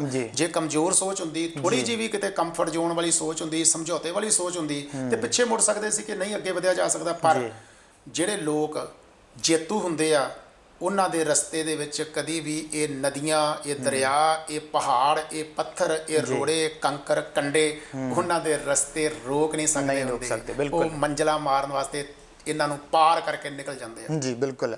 ਸੋ ਮਹਾਰਾਜਾ ਰਣਜੀਤ ਸਿੰਘ ਜੀ ਦੇ ਜੀਵਨ ਦੇ ਉੱਤੇ ਸਾਡੀ ਚਰਚਾ ਪ੍ਰੋਗਰਾਮ ਇਤਿਹਾਸ ਦੇ ਪੰਨਿਆਂ ਦੇ ਵਿੱਚ ਚੱਲ ਰਹੀ ਹੈ, ਤੇ ਸਾਡੇ ਨਾਲ ਜਿਹੜੇ ਅੱਜ ਦੇ ਗੈਸਟ ਨੇ ਸਰਦਾਰ ਸੁਖਵਿੰਦਰ ਸਿੰਘ ਜੀ ਜੇਠੂਵਾਲ, ਉਹ ਬਹੁਤ ਹੀ ਅੱਛੇ ਤਰੀਕੇ ਦੇ ਨਾਲ ਦੇਸ਼ ਵਿਦੇਸ਼ ਦੇ ਜਿਹੜੇ ਸਾਡੇ ਦਰਸ਼ਕ ਨੇ ਉਹਨਾਂ ਦੇ ਨਾਲ ਸਾਂਝ ਪਾ ਰਹੇ। ਸੋ ਅਗਲੀ ਗੱਲ ਕਰਦੇ ਹਾਂ ਮਹਾਰਾਜਾ ਰਣਜੀਤ ਸਿੰਘ ਜੀ ਦੇ ਸੁਭਾਅ ਦੀ। ਮੈਂ ਥੋੜ੍ਹੀ ਜਿਹੀ ਜਾਣਨਾ ਚਾਹੁੰਦਾ ਕਿ ਉਹਨਾਂ ਦਾ ਸੁਭਾਅ ਜਿਹੜਾ ਆ ਉਹ ਕਿਵੇਂ ਦਾ ਸੀਗਾ, ਜਾਂ ਜਦੋਂ ਉਹਨਾਂ ਦਾ ਅਸੀਂ ਇਤਿਹਾਸ ਪੜ੍ਹਦੇ ਤਾਂ ਕਿਵੇਂ ਦਾ ਉਹਨਾਂ ਦਾ ਸੁਭਾਅ ਜਿਹੜਾ ਆ ਉਹ ਨਿਕਲ ਕੇ ਆਉਂਦਾ ਆ, ਕਿਵੇਂ ਦੇ ਉਹ ਇਨਸਾਨ ਸਨ? ਬਹੁਤ ਸੋਹਣਾ ਸਵਾਲ ਤੁਸੀਂ ਕੀਤਾ ਆ, ਕਿਉਂਕਿ ਕਿਸੇ ਇਨਸਾਨ ਦੀਆਂ ਪ੍ਰਾਪਤੀਆਂ ਜਾਂ ਕਿਸੇ ਇਨਸਾਨ ਦੀ ਜ਼ਿੰਦਗੀ ਦੇ ਉਤਰਾਅ ਚੜਾਅ ਜਿਹੜੇ ਆ ਉਹਨਾਂ ਨੂੰ ਸਮਝ ਲੈਣਾ ਬੜਾ ਸੌਖਾ ਹੁੰਦਾ ਹੈ। ਹਾਂਜੀ। ਪਰ ਉਸ ਇਨਸਾਨ ਦਾ ਇਤਿਹਾਸ ਪੜ੍ਹ ਕੇ, ਉਹਦਾ ਜੀਵਨ ਪੜ੍ਹ ਕੇ, ਉਹਦੇ ਸੁਭਾਅ ਬਾਰੇ ਅੰਦਾਜ਼ਾ ਲਗਾਉਣਾ, ਉਹਨੂੰ ਸਮਝਣਾ ਬੜਾ ਜ਼ਰੂਰੀ ਹੁੰਦਾ, ਖਾਸ ਕਰਕੇ ਇਹੋ ਜਿਹੀ ਸ਼ਖਸੀਅਤ ਜਿਹਨੇ ਇਤਿਹਾਸ ਦੇ ਵਿੱਚ ਆਪਣਾ ਨਾਮ ਸੁਨਹਿਰੇ ਅੱਖਰਾਂ ਦੇ ਵਿੱਚ ਲਿਖਵਾਇਆ ਹੋਵੇ। ਜੀ। ਮਹਾਰਾਜਾ ਰਣਜੀਤ ਸਿੰਘ ਦੇ ਸੁਭਾਅ ਦਾ ਸਭ ਤੋਂ ਪਹਿਲਾ ਪੱਖ ਜਿਹੜਾ ਆ ਜੀ, ਉਹਦੀ ਜਿਹੜੀ ਜ਼ਿੰਦਗੀ ਆ ਉਹ ਸਰਬੱਤ ਦੇ ਭਲੇ ਵਾਲੀ ਆ। ਜੀ। ਗੁਰੂ ਨਾਨਕ ਦੇਵ ਪਾਤਸ਼ਾਹ ਦਾ ਜਿਹੜਾ ਉਹ ਸਿਧਾਂਤ ਹੈ, ਤੂੰ ਸਾਂਝਾ ਸਾਹਿਬ ਬਾਪ ਹਮਾਰਾ, ਜੀ, ਜਿਹੜਾ ਉਹ ਸਿਧਾਂਤ ਹੈ ਗੁਰੂ ਨਾਨਕ ਦੇਵ ਪਾਤਸ਼ਾਹ ਦਾ ਕਿ ਏਕ ਪਿਤਾ ਏਕ ਸਕੇ ਹਮ ਬਾਰਕ, ਜਿਹੜਾ ਗੁਰੂ ਗ੍ਰੰਥ ਸਾਹਿਬ ਪਾਤਸ਼ਾਹ ਦਾ ਸਿਧਾਂਤ ਹੈ। ਬਿਲਕੁਲ। ਗੁਰੂ ਗ੍ਰੰਥ ਸਾਹਿਬ ਪਾਤਸ਼ਾਹ ਦਾ ਜਿਹੜਾ ਸਿਧਾਂਤ ਹੈ ਉਹਦੇ ਮੁਤਾਬਕ ਮਹਾਰਾਜਾ ਰਣਜੀਤ ਸਿੰਘ ਆਪਣੀ ਸੋਚ ਬਣਾਉਂਦੇ ਆ ਕਿ ਸਾਰੀ ਮਨੁੱਖਤਾ ਦੀ ਭਲਾਈ ਕਰਨ ਵਾਸਤੇ ਆਪਾਂ ਜਿਹੜਾ ਕੰਮ ਕਰਨਾ ਹੈ। ਹੁਣ ਗੁਰੂ ਨਾਨਕ ਦੀ ਵਿਚਾਰਧਾਰਾ ਨੂੰ ਮੰਨਣ ਵਾਲਾ, ਗੁਰੂ ਨਾਨਕ ਦੇ ਸਿਧਾਂਤਾਂ ਦੇ ਚੱਲਣ ਵਾਲਾ ਸਿੱਖ ਜਦੋਂ ਉਹ ਜੋੜੇ ਝਾੜਦਾ ਹੈ ਤੇ ਉਦੋਂ ਵੀ ਉਹ ਉਹੀ ਭਾਵਨਾ ਅੰਦਰੋਂ ਰੱਖਦਾ ਹੈ। ਜਦੋਂ ਗੁਰਦੁਆਰੇ ਜਾ ਕੇ ਜੋੜੇ ਝਾੜਦਾ ਉਦੋਂ ਵੀ ਉਹਦੀ ਉਹੀ ਭਾਵਨਾ ਆ, ਤੇ ਜੇ ਉਹੀ ਜੋੜ ਝਾੜਨ ਵਾਲਾ ਸਿੱਖ ਜਦੋਂ ਰਾਜ ਤਖਤ ਤੇ ਬੈਠਦਾ ਹੈ ਉਦੋਂ ਵੀ ਉਹਦੀ ਉਹੀ ਭਾਵਨਾ ਹੁੰਦੀ ਹੈ ਕਿ ਮੈਂ ਤੇ ਸੇਵਾਦਾਰ ਹਾਂ, ਕਿਉਂਕਿ ਰਾਜ ਨਾ ਚਾਹੋ ਮੁਕਤ ਨਾ ਚਾਹੋ ਮਨ ਪ੍ਰੀਤ ਚਰਨ ਕਮਲਾਰੇ। ਰਾਜਾ ਬਣ ਕੇ ਵੀ ਜਿਹੜਾ ਮਿਸ਼ਨ ਹੈ ਅੰਦਰ ਦਾ, ਉਹ ਤੇ ਗੁਰੂ ਦੇ ਚਰਨਾਂ ਦੀ ਪ੍ਰੀਤੀ ਹੈ। ਤੇ ਰਣਜੀਤ ਸਿੰਘ ਦੇ ਜਿਹੜੇ ਸੁਭਾਅ ਦਾ ਇੱਕ ਬੜਾ ਵੱਡਾ ਹਿੱਸਾ ਆ ਕਿ ਇਹ ਆਪਣੇ ਆਪ ਨੂੰ ਰਾਜਾ ਬਾਅਦ ਚ ਸਮਝਦੇ ਆ, ਸਭ ਤੋਂ ਪਹਿਲਾਂ ਵਧੀਆ ਸਿੱਖ ਸਮਝਦੇ ਆ, ਤੇ ਧਾਰਮਿਕ ਗੁਣਾਂ ਦੇ ਨਾਲ ਇਹਨਾਂ ਦੀ ਸ਼ਖਸੀਅਤ ਭਰੀ ਹੋਈ ਹੈ। ਔਰ ਰਾਜਾ ਬਣ ਕੇ ਵੀ ਇਹਨਾਂ ਦੀ ਦਿਆਲਤਾ ਜਿਹੜੀ ਆ ਉਹ ਅੱਜ ਵੀ ਸੰਸਾਰ ਦੇ ਵਿੱਚ ਕੋਈ ਰਾਜਾ ਇੰਨਾ ਦਿਆਲੂ ਨਹੀਂ ਹੋਇਆ ਜਿੰਨਾ ਦਿਆਲੂ ਮਹਾਰਾਜਾ ਰਣਜੀਤ ਸਿੰਘ ਹੈ। ਬਿਲਕੁਲ। ਇੱਕ ਨੁਕਤਾ ਛੋਟਾ ਜਿਹਾ, ਘੋੜੇ ਤੇ ਜਾ ਰਹੇ ਨੇ, ਇੱਕ ਗਰੀਬ ਮਾਈ ਆ ਕੇ ਆਪਣਾ ਤਵਾ ਰੋਟੀਆਂ ਪਕਾਉਣ ਵਾਲਾ ਇਹਨਾਂ ਦੇ ਕੱਪੜਿਆਂ ਦੇ ਨਾਲ ਰਗੜਨਾ ਸ਼ੁਰੂ ਕਰ ਦਿੰਦੀ ਆ, ਕੱਪੜੇ ਕਾਲੇ ਹੋ ਜਾਂਦੇ ਆ। ਇਹਨਾਂ ਦੇ ਜਿਹੜੇ ਸਿਪਾਹੀ ਨੇ ਲਾਗੇ ਐਲਕਾਰ, ਉਹ ਰੋਕਦੇ ਨੇ ਮਾਤਾ ਨੂੰ, ਇਹ ਕਹਿੰਦੇ ਨਹੀਂ ਮਾਤਾ ਇਹ ਕਿਉਂ ਕਰ ਰਹੀ ਆ? ਮਾਤਾ ਕਹਿੰਦੀ ਮੈਂ ਤੇ ਸੁਣਿਆ ਸੀ ਰਾਜੇ ਜਿਹੜੇ ਆ ਉਹ ਪਾਰਸ ਹੁੰਦੇ ਆ ਤੇ ਉਹਨਾਂ ਦੇ ਨਾਲ ਲੋਹਾ ਸ਼ੂਜੇ ਤੇ ਸੋਨਾ ਬਣ ਜਾਂਦਾ ਆ, ਤੇ ਮੇਰੇ ਘਰ ਬੜੀ ਗਰੀਬੀ ਆ ਤੇ ਮੇਰੀ ਧੀ ਦਾ ਵਿਆਹ ਆ, ਮੇਰੇ ਘਰ ਤੇ ਲੋਹਾ ਵੀ ਨਹੀਂ ਸੀ ਹੈਗਾ, ਤੇ ਮੈਨੂੰ ਯਾਦ ਆਈ, ਮੈਂ ਬੜੇ ਚਿਰ ਦੀ ਸੋਚਦੀ ਕਿਹੜਾ ਲੋਹਾ ਮੈਂ ਮਹਾਰਾਜਾ ਰਣਜੀਤ ਸਿੰਘ ਦੇ ਪਾਰਸ ਦੇ ਨਾਲ ਰਗੜਾਂ, ਤੇ ਮੈਨੂੰ ਤਵਾ ਲੱਭਿਆ, ਮੈਂ ਤਵਾ ਚੁੱਕ ਕੇ ਲੈ ਆਈ ਆ, ਪਰ ਇਹ ਤੇ ਝੂਠ ਸੀ। ਮੈਂ ਤੁਹਾਡੇ ਨਾਲ ਕਿੰਨੀ ਦੇਰ ਤਵਾ ਘਸਾਇਆ, ਇਹ ਤੇ ਕਾਲਾ ਹੀ ਰਿਹਾ, ਇਹ ਤੇ ਲੋਹੇ ਦਾ ਹੀ ਰਿਹਾ, ਇਹ ਸੋਨਾ ਬਣਿਆ ਹੀ ਨਹੀਂ। ਤੇ ਉਸ ਵੇਲੇ ਰਣਜੀਤ ਸਿੰਘ ਦਾ ਦਿਆਲੂ ਸੁਭਾਅ ਕਹਿੰਦਾ ਮਾਤਾ ਇਹ ਸੋਨਾ ਬਣ ਗਿਆ ਹੈ, ਤੇ ਉਸੇ ਵੇਲੇ ਕਿਹਾ ਇਸ ਤਵੇ ਦੇ ਭਾਰ ਦੇ ਬਰਾਬਰ ਦਾ ਸੋਨਾ ਜਿਹੜਾ ਉਹ ਮਾਤਾ ਨੂੰ ਦੇ ਦਿੱਤਾ ਜਾਵੇ। ਇਹ ਉਹਦੇ ਸੁਭਾਅ ਦਾ, ਰਣਜੀਤ ਸਿੰਘ ਦੇ ਸੁਭਾਅ ਦਾ ਇੱਕ ਬੜਾ ਵੱਡਾ ਹਿੱਸਾ ਆ। ਇਸ ਤਰ੍ਹਾਂ ਦੀਆਂ ਹਜ਼ਾਰਾਂ ਮਿਸਾਲਾਂ ਆ। ਸਮੇਂ ਦੀ ਘਾਟ ਆ, ਕਿਸੇ ਵੇਲੇ ਇੱਕੇ ਪੱਖ ਤੇ, ਇਸੇ ਪੱਖ ਤੇ, ਮਹਾਰਾਜਾ ਰਣਜੀਤ ਸਿੰਘ ਦੇ ਸੁਭਾਅ ਦੇ ਪੱਖ ਤੇ ਹੀ ਆਪਾਂ 4-5 ਪ੍ਰੋਗਰਾਮ ਕਰ ਸਕਦੇ ਹਾਂ। ਜੀ ਬਿਲਕੁਲ ਹੈ। ਮਹਾਰਾਜਾ ਰਣਜੀਤ ਸਿੰਘ ਦੇ ਸੰਬੰਧ ਵਿੱਚ ਅਸੀਂ ਜਦੋਂ ਪਹਿਲਾਂ ਗੱਲ ਕਰ ਰਹੇ ਸੀਗੇ, ਮਿਸਲਾਂ ਦੀ ਤੁਸੀਂ ਗੱਲ ਕੀਤੀ ਕਿ ਉਹਨਾਂ ਨੇ ਮਿਸਲਾਂ ਨੂੰ ਜਿਹੜਾ ਆ ਉਹ ਸ਼ਾਮਲ ਕੀਤਾ ਆਪਣੇ ਨਾਲ, ਜਿਹੜੇ ਵੀ ਉਹਨਾਂ ਦੀ ਜਿਹੜੀ ਵੀ ਤਰੀਕਾ ਸੀਗਾ ਉਹਨਾਂ ਨੂੰ ਸ਼ਾਮਲ ਕਰਨ ਦਾ। ਉਸ ਤੋਂ ਬਾਅਦ ਵਿੱਚ ਕਾਬਲ, ਕੰਧਾਰ ਤੱਕ ਮਹਾਰਾਜਾ ਰਣਜੀਤ ਸਿੰਘ ਦਾ ਰਾਜ ਜਿਹੜਾ ਆ ਉਹਦਾ ਵਿਸਥਾਰ ਹੋਇਆ, ਕਸ਼ਮੀਰ ਤੱਕ, ਤੇ ਬਹੁਤ ਸਾਰੇ ਇਸ ਤਰ੍ਹਾਂ ਦੇ ਇਲਾਕੇ ਵੀ ਆ ਜਿਹੜੇ ਅੱਜ ਵੀ ਕਈ ਵਾਰ ਸੋਸ਼ਲ ਮੀਡੀਆ ਦੇ ਉੱਤੇ ਪੜ੍ਹਨ ਨੂੰ ਮਿਲਦਾ ਹੈ ਕਿ ਜਦੋਂ ਭਾਰਤ ਚੀਨ ਨੂੰ ਕਹਿੰਦਾ ਆ ਕਿ ਇਹ ਇਲਾਕਾ ਜਿਹੜਾ ਆ ਭਾਰਤ ਦਾ, ਤਾਂ ਚੀਨ ਜਿਹੜਾ ਉਹ ਕਹਿੰਦਾ ਕਿ ਇਹ ਇਲਾਕਾ ਜਿਹੜਾ ਖਾਲਸਾ ਰਾਜ ਦਾ ਆ, ਜਦੋਂ ਖਾਲਸੇ ਦੀ ਸਰਕਾਰ ਦੁਬਾਰਾ ਆਏਗੀ ਤਾਂ ਉਦੋਂ ਅਸੀਂ ਇਸ ਦੇ ਉੱਤੇ ਗੱਲ ਜਿਹੜੀ ਆ ਉਹ ਕਰਾਂਗੇ। ਸੋ ਰਾਜ ਦਾ ਇੱਕ ਵੱਡਾ ਵਿਸਥਾਰ ਜਿਹੜਾ ਉਹਨਾਂ ਦਾ ਸੀਗਾ, ਮੈਂ ਚਾਹੂੰਗਾ ਥੋੜ੍ਹੀ ਜਿਹੀ ਗੱਲ ਉਹਦੇ ਸੰਬੰਧ ਦੇ ਵਿੱਚ ਵੀ ਕਰੋ ਕਿ ਬਹੁਤ ਜ਼ਿਆਦਾ ਉਹਨਾਂ ਦੇ ਕੁਝ ਜਰਨੈਲ ਇਸ ਤਰ੍ਹਾਂ ਦੇ ਸੀਗੇ ਜਿਨ੍ਹਾਂ ਨੇ ਉਹਨਾਂ ਦਾ ਬੜਾ ਸਾਥ ਦਿੱਤਾ, ਭਰਾਵਾਂ ਵਰਗੇ ਮੈਂ ਸਮਝਦਾ ਕਿ ਉਹ ਜਰਨੈਲ ਸੀਗੇ ਜਿਨ੍ਹਾਂ ਨੇ ਸਾਥ ਦੇ ਕੇ ਰਾਜ ਦੇ ਵਿਸਥਾਰ ਦੇ ਵਿੱਚ ਵੱਡਾ ਯੋਗਦਾਨ ਜਿਹੜਾ ਉਹ ਪਾਇਆ। ਜਿਵੇਂ ਆਪਾਂ ਪਹਿਲਾਂ ਵੀ ਗੱਲ ਕੀਤੀ ਹੈ ਕਿ ਮਹਾਰਾਜਾ ਰਣਜੀਤ ਸਿੰਘ ਬੜਾ ਇੱਕ ਮਹਾਨ ਯੋਧਾ ਸੀ ਜੀ, ਬੜਾ ਇੱਕ ਮਹਾਨ ਜਰਨੈਲ ਸੀ ਜੀ। ਯੋਧਾ ਤੇ ਜਰਨੈਲ ਹੋਣਾ ਇਹ ਦੋ ਵੱਖ-ਵੱਖ ਗੁਣ ਹੈ ਜੀ। ਜੀ ਯੋਧਾ ਬਹਾਦਰ ਹੁੰਦਾ ਹੈ, ਮੈਦਾਨੇ ਜੰਗ ਵਿੱਚ ਲੜਦਾ ਹੈ, ਤੇ ਜਰਨੈਲ ਜਿਹੜਾ ਆ ਉਹ ਲੜਨ ਤੋਂ ਪਹਿਲਾਂ ਪਲਾਨਿੰਗ ਕਰਦਾ ਹੈ, ਯੋਜਨਾ ਬਣਾਉਂਦਾ, ਰਣਨੀਤੀ ਬਣਾਉਂਦਾ ਹੈ ਜੀ, ਔਰ ਫੌਜਾਂ ਦੀ ਅਗਵਾਈ ਵੀ ਕਰਦਾ ਹੈ ਜੀ। ਮਹਾਰਾਜਾ ਰਣਜੀਤ ਸਿੰਘ ਦੀ ਜਰਨੈਲੀ ਦਾ ਇੱਕ ਪੱਖ ਇਹ ਹੈ ਜੀ ਕਿ ਇਹਨਾਂ ਦੀ ਵਿਦੇਸ਼ ਨੀਤੀ ਜਿਹੜੀ ਹੈ ਉਹ ਬੜੀ ਸਟਰੋਂਗ ਹੈ ਜੀ। ਜੀ ਉਹ ਵਿਦੇਸ਼ ਨੀਤੀ ਦੇ ਵਿੱਚ ਕੀ ਹੈ ਕਿ ਤੁਸੀਂ ਇਤਿਹਾਸ ਨੂੰ ਪੜ੍ਹੋ ਤੇ ਸੰਨ 1818 ਤੱਕ ਲਗਭਗ ਸਾਰਾ ਭਾਰਤ ਜਿਹੜਾ ਉਹ ਅੰਗਰੇਜ਼ਾਂ ਦੇ ਕੰਟਰੋਲ 'ਚ ਆ ਜਾਂਦਾ ਹੈ ਜੀ, ਲੇਕਿਨ ਪੰਜਾਬ ਦੇ ਵਿੱਚ ਲਕੀਰ ਵੱਖਰੀ ਖਿੱਚੀ ਹੈ ਕਿਉਂਕਿ ਪੰਜਾਬ ਦੇ ਵਿੱਚ ਇੱਥੇ ਮਹਾਰਾਜਾ ਰਣਜੀਤ ਸਿੰਘ ਬੈਠਾ ਹੈ ਜੀ। ਹੁਣ ਜਦੋਂ ਮਹਾਰਾਜਾ ਰਣਜੀਤ ਸਿੰਘ ਵੇਖਦਾ ਹੈ ਕਿ ਇੱਧਰੋਂ ਦਿੱਲੀ ਵੱਲੋਂ ਪੰਜਾਬ ਵੱਲ ਨੂੰ ਅੰਗਰੇਜ਼ ਵੱਧਦੇ ਆ ਰਹੇ ਨੇ ਜੀ, ਇੱਧਰ ਪੰਜਾਬ ਦੇ ਦੂਸਰੇ ਪਾਸੇ ਕੁਝ ਪਠਾਨ ਨੇ, ਕੁਝ ਮੁਗਲ ਨੇ ਜੀ। ਹੁਣ ਦੋਨੋਂ ਪਾਸੇ ਮਹਾਰਾਜਾ ਰਣਜੀਤ ਸਿੰਘ ਨੇ ਨਜਿੱਠਿਆ ਜੀ। ਤੇ ਅੰਗਰੇਜ਼ਾਂ ਨੇ ਜੇ ਕਿਤੇ ਇੱਕ ਵਾਰ ਅੰਮ੍ਰਿਤਸਰ ਦੇ ਵਿੱਚ ਅਟੈਕ ਕਰਨ ਦੀ ਕੋਸ਼ਿਸ਼ ਕੀਤੀ ਜੀ। ਤੇ ਮਹਾਰਾਜਾ ਰਣਜੀਤ ਸਿੰਘ ਨੇ ਇਹੋ ਜਿਹੀ ਆਪਣੀ ਨੀਤੀ ਬਣਾਈ ਕਿ ਉਹਨਾਂ ਅੰਗਰੇਜ਼ਾਂ ਨੂੰ ਪਤਾ। ਅੱਛਾ, ਇੱਥੇ ਇੱਕ ਗੱਲ ਥੋੜੀ ਜਿਹੀ ਮੈਂ ਲੈ ਕੇ ਚੱਲਾਂ ਕਿ ਹਾਲਾਤ ਕਿਵੇਂ ਬਣੇ ਕਿ ਅੰਗਰੇਜ਼ਾਂ ਦੇ ਨਾਲ ਮਹਾਰਾਜਾ ਰਣਜੀਤ ਸਿੰਘ ਦੀ ਲੜਾਈ ਹੋਣ ਲੱਗੀ ਸੀ। ਇੱਕ ਵਾਰ ਕੀ ਆ ਕਿ ਇੱਕ ਮਰਾਠਾ ਸਰਦਾਰ ਹੌਲਕਰ ਜੀ, ਉਹ ਅੰਗਰੇਜ਼ਾਂ ਤੋਂ ਬਾਗੀ ਹੋ ਕੇ ਭੱਜਾ ਤੇ ਭੱਜਦਾ ਭੱਜਦਾ ਪੰਜਾਬ ਆ ਗਿਆ ਜੀ। ਪੰਜਾਬ ਆ ਕੇ ਜਦੋਂ ਮਹਾਰਾਜਾ ਰਣਜੀਤ ਸਿੰਘ ਨੂੰ ਪਤਾ ਲੱਗਾ ਕਿ ਅੰਗਰੇਜ਼ਾਂ ਦਾ ਬਾਗੀ ਆਏ ਤੇ ਪੰਜਾਬ ਆਇਆ, ਉਹਨੇ ਮਦਦ ਮੰਗੀ ਜੀ। ਮਦਦ ਮੰਗਣ ਦੇ ਨਾਲ ਨਾਲ ਉਹਨੇ ਬੜੀਆਂ ਸਾਰੀਆਂ ਹੋਰ ਵੀ ਗੱਲਾਂ ਕੀਤੀਆਂ ਕਿ ਆਪਾਂ ਐਵੇਂ ਕਰਾਂਗੇ, ਕੋਈ ਯੋਜਨਾਵਾਂ ਦਿੱਤੀਆਂ, ਵਧੀਆ ਸੀ ਯੋਜਨਾਵਾਂ ਉਹਦੀਆਂ। ਪਰ ਮਹਾਰਾਜਾ ਰਣਜੀਤ ਸਿੰਘ ਨੇ ਆਪਣੀ ਬੜੀ ਦੂਰਅੰਦੇਸ਼ੀ ਕੋ ਕੰਮ ਲਿਆ। ਉਹ ਉਸ ਮਰਾਠੇ ਜਰਨੈਲ ਨੂੰ ਨਾਰਾਜ਼ ਵੀ ਨਹੀਂ ਕਰਨਾ ਚਾਹੁੰਦੇ ਹੌਲਕਰ ਨੂੰ, ਪਰ ਉਹਨਾਂ ਨੂੰ ਇਹ ਸੀ ਕਿ ਅੰਗਰੇਜ਼ਾਂ ਨੂੰ ਇਹ ਵੀ ਨਹੀਂ ਮੈਸੇਜ ਜਾਣਾ ਚਾਹੀਦਾ ਕਿ ਰਣਜੀਤ ਸਿੰਘ ਅੰਗਰੇਜ਼ਾਂ ਨਾਲ ਲੜਨ ਜੋਗਾ ਨਹੀਂ ਜੀ। ਪਰ ਨਾਲ ਨਾਲ ਇਹ ਵੀ ਕੋਸ਼ਿਸ਼ ਸੀ ਵੀ ਲੜਾਈ ਮੁੱਲ ਵੀ ਨਹੀਂ ਲੈਣੀ ਜੀ, ਕਿ ਅੰਮ੍ਰਿਤਸਰ ਨੂੰ ਲੜਾਈ ਦਾ ਮੈਦਾਨ ਵੀ ਨਹੀਂ ਬਣਾਉਣਾ, ਕਿਉਂਕਿ ਅੰਮ੍ਰਿਤਸਰ ਸਿੱਖਾਂ ਦਾ ਇਲਾਕਾ ਹੈ। ਅੰਮ੍ਰਿਤਸਰ ਦੇ ਵਿੱਚ ਬੜੇ ਪੁਰਾਣੇ ਸਮੇਂ ਤੋਂ ਸਿੱਖ ਮਿਸਲਾਂ ਦੇ ਰੂਪ ਦੇ ਵਿੱਚ ਭਾਵੇਂ ਵੱਖ-ਵੱਖ ਮਿਸਲਾਂ ਨੇ ਰਾਜ ਕੀਤਾ, ਅੰਮ੍ਰਿਤਸਰ ਨੂੰ ਮੈਦਾਨੇ ਜੰਗ ਨਹੀਂ ਬਣਾਉਣਾ। ਇਹ ਬੜੀ ਤਗੜੀ ਦੂਰਅੰਦੇਸ਼ੀ ਵਾਲੀ ਸੋਚ ਸੀ। ਮਤਲਬ ਉਹਨਾਂ ਦੀ ਜਿਹੜੀ ਵਿਦੇਸ਼ ਨੀਤੀ ਕਹਿ ਲਿਆ ਜਾਵੇ, ਵਿਦੇਸ਼ ਨੀਤੀ ਦਾ ਹਿੱਸਾ ਉਹ ਵੀ ਇੱਕ ਬਹੁਤ ਏ ਕਲਾਸ ਦੀ ਸੀਗੀ। ਬੜੀ ਏ ਕਲਾਸ ਦੀ। ਦੋਨਾਂ ਪਾਸਿਓਂ ਉਹਨਾਂ ਨੇ ਜਿਹੜਾ ਸੀ ਉਹ ਪਲਾਨਿੰਗ ਕੀਤੀ, ਯੋਜਨਾ ਬਣਾਈ ਜੀ। ਔਰ ਜਿੱਥੇ ਹੌਲਕਰ ਦਾ ਮਸਲਾ ਹੱਲ ਕੀਤਾ, ਉੱਥੇ ਅੰਗਰੇਜ਼ਾਂ ਦੇ ਨਾਲ ਵੀ ਇੱਕ ਅੰਮ੍ਰਿਤਸਰ ਦੀ ਸੰਧੀ ਦੇ ਨਾਮ ਨਾਲ ਉਹ ਸੰਧੀ ਜਾਣੀ ਜਾਂਦੀ ਹੈ। ਉਹ ਸੰਧੀ ਹੋਈ 1809 ਈਸਵੀ ਦੇ ਵਿੱਚ ਉਹ ਸੰਧੀ ਹੋਈ ਜੀ। ਉਸ ਸੰਧੀ ਦੇ ਮਹਾਰਾਜਾ ਰਣਜੀਤ ਸਿੰਘ ਨੂੰ ਬਹੁਤ ਜ਼ਿਆਦਾ ਫਾਇਦੇ ਵੀ ਹੋਏ ਪਰ ਕੁਝ ਨੁਕਸਾਨ ਵੀ ਹੋਏ ਜੀ। ਨੁਕਸਾਨ ਕਿਹੜੇ ਹੋਏ ਕਿ ਮਹਾਰਾਜਾ ਰਣਜੀਤ ਸਿੰਘ ਦਾ ਜਿਹੜਾ ਰਾਜ ਸੀ ਇੱਧਰ ਪੂਰਬ ਵਾਲੇ ਪਾਸੇ ਨੂੰ ਜੀ ਸਤਲੁਜ ਤੇ ਜਾ ਕੇ ਰੁਕ ਗਿਆ। ਇਹ ਅੰਮ੍ਰਿਤਸਰ ਸੰਧੀ ਦਾ ਨੁਕਸਾਨ ਸੀ ਜੀ। ਫਾਇਦੇ ਕੀ ਹੋਏ ਕਿ ਮਹਾਰਾਜਾ ਰਣਜੀਤ ਸਿੰਘ ਦੇ ਜਿਹੜੇ ਦੁਸ਼ਮਣ ਸਨ ਜੀ, ਉਹ ਇੱਕ ਪਾਸੇ ਹੀ ਨਜ਼ਰ ਆਏ।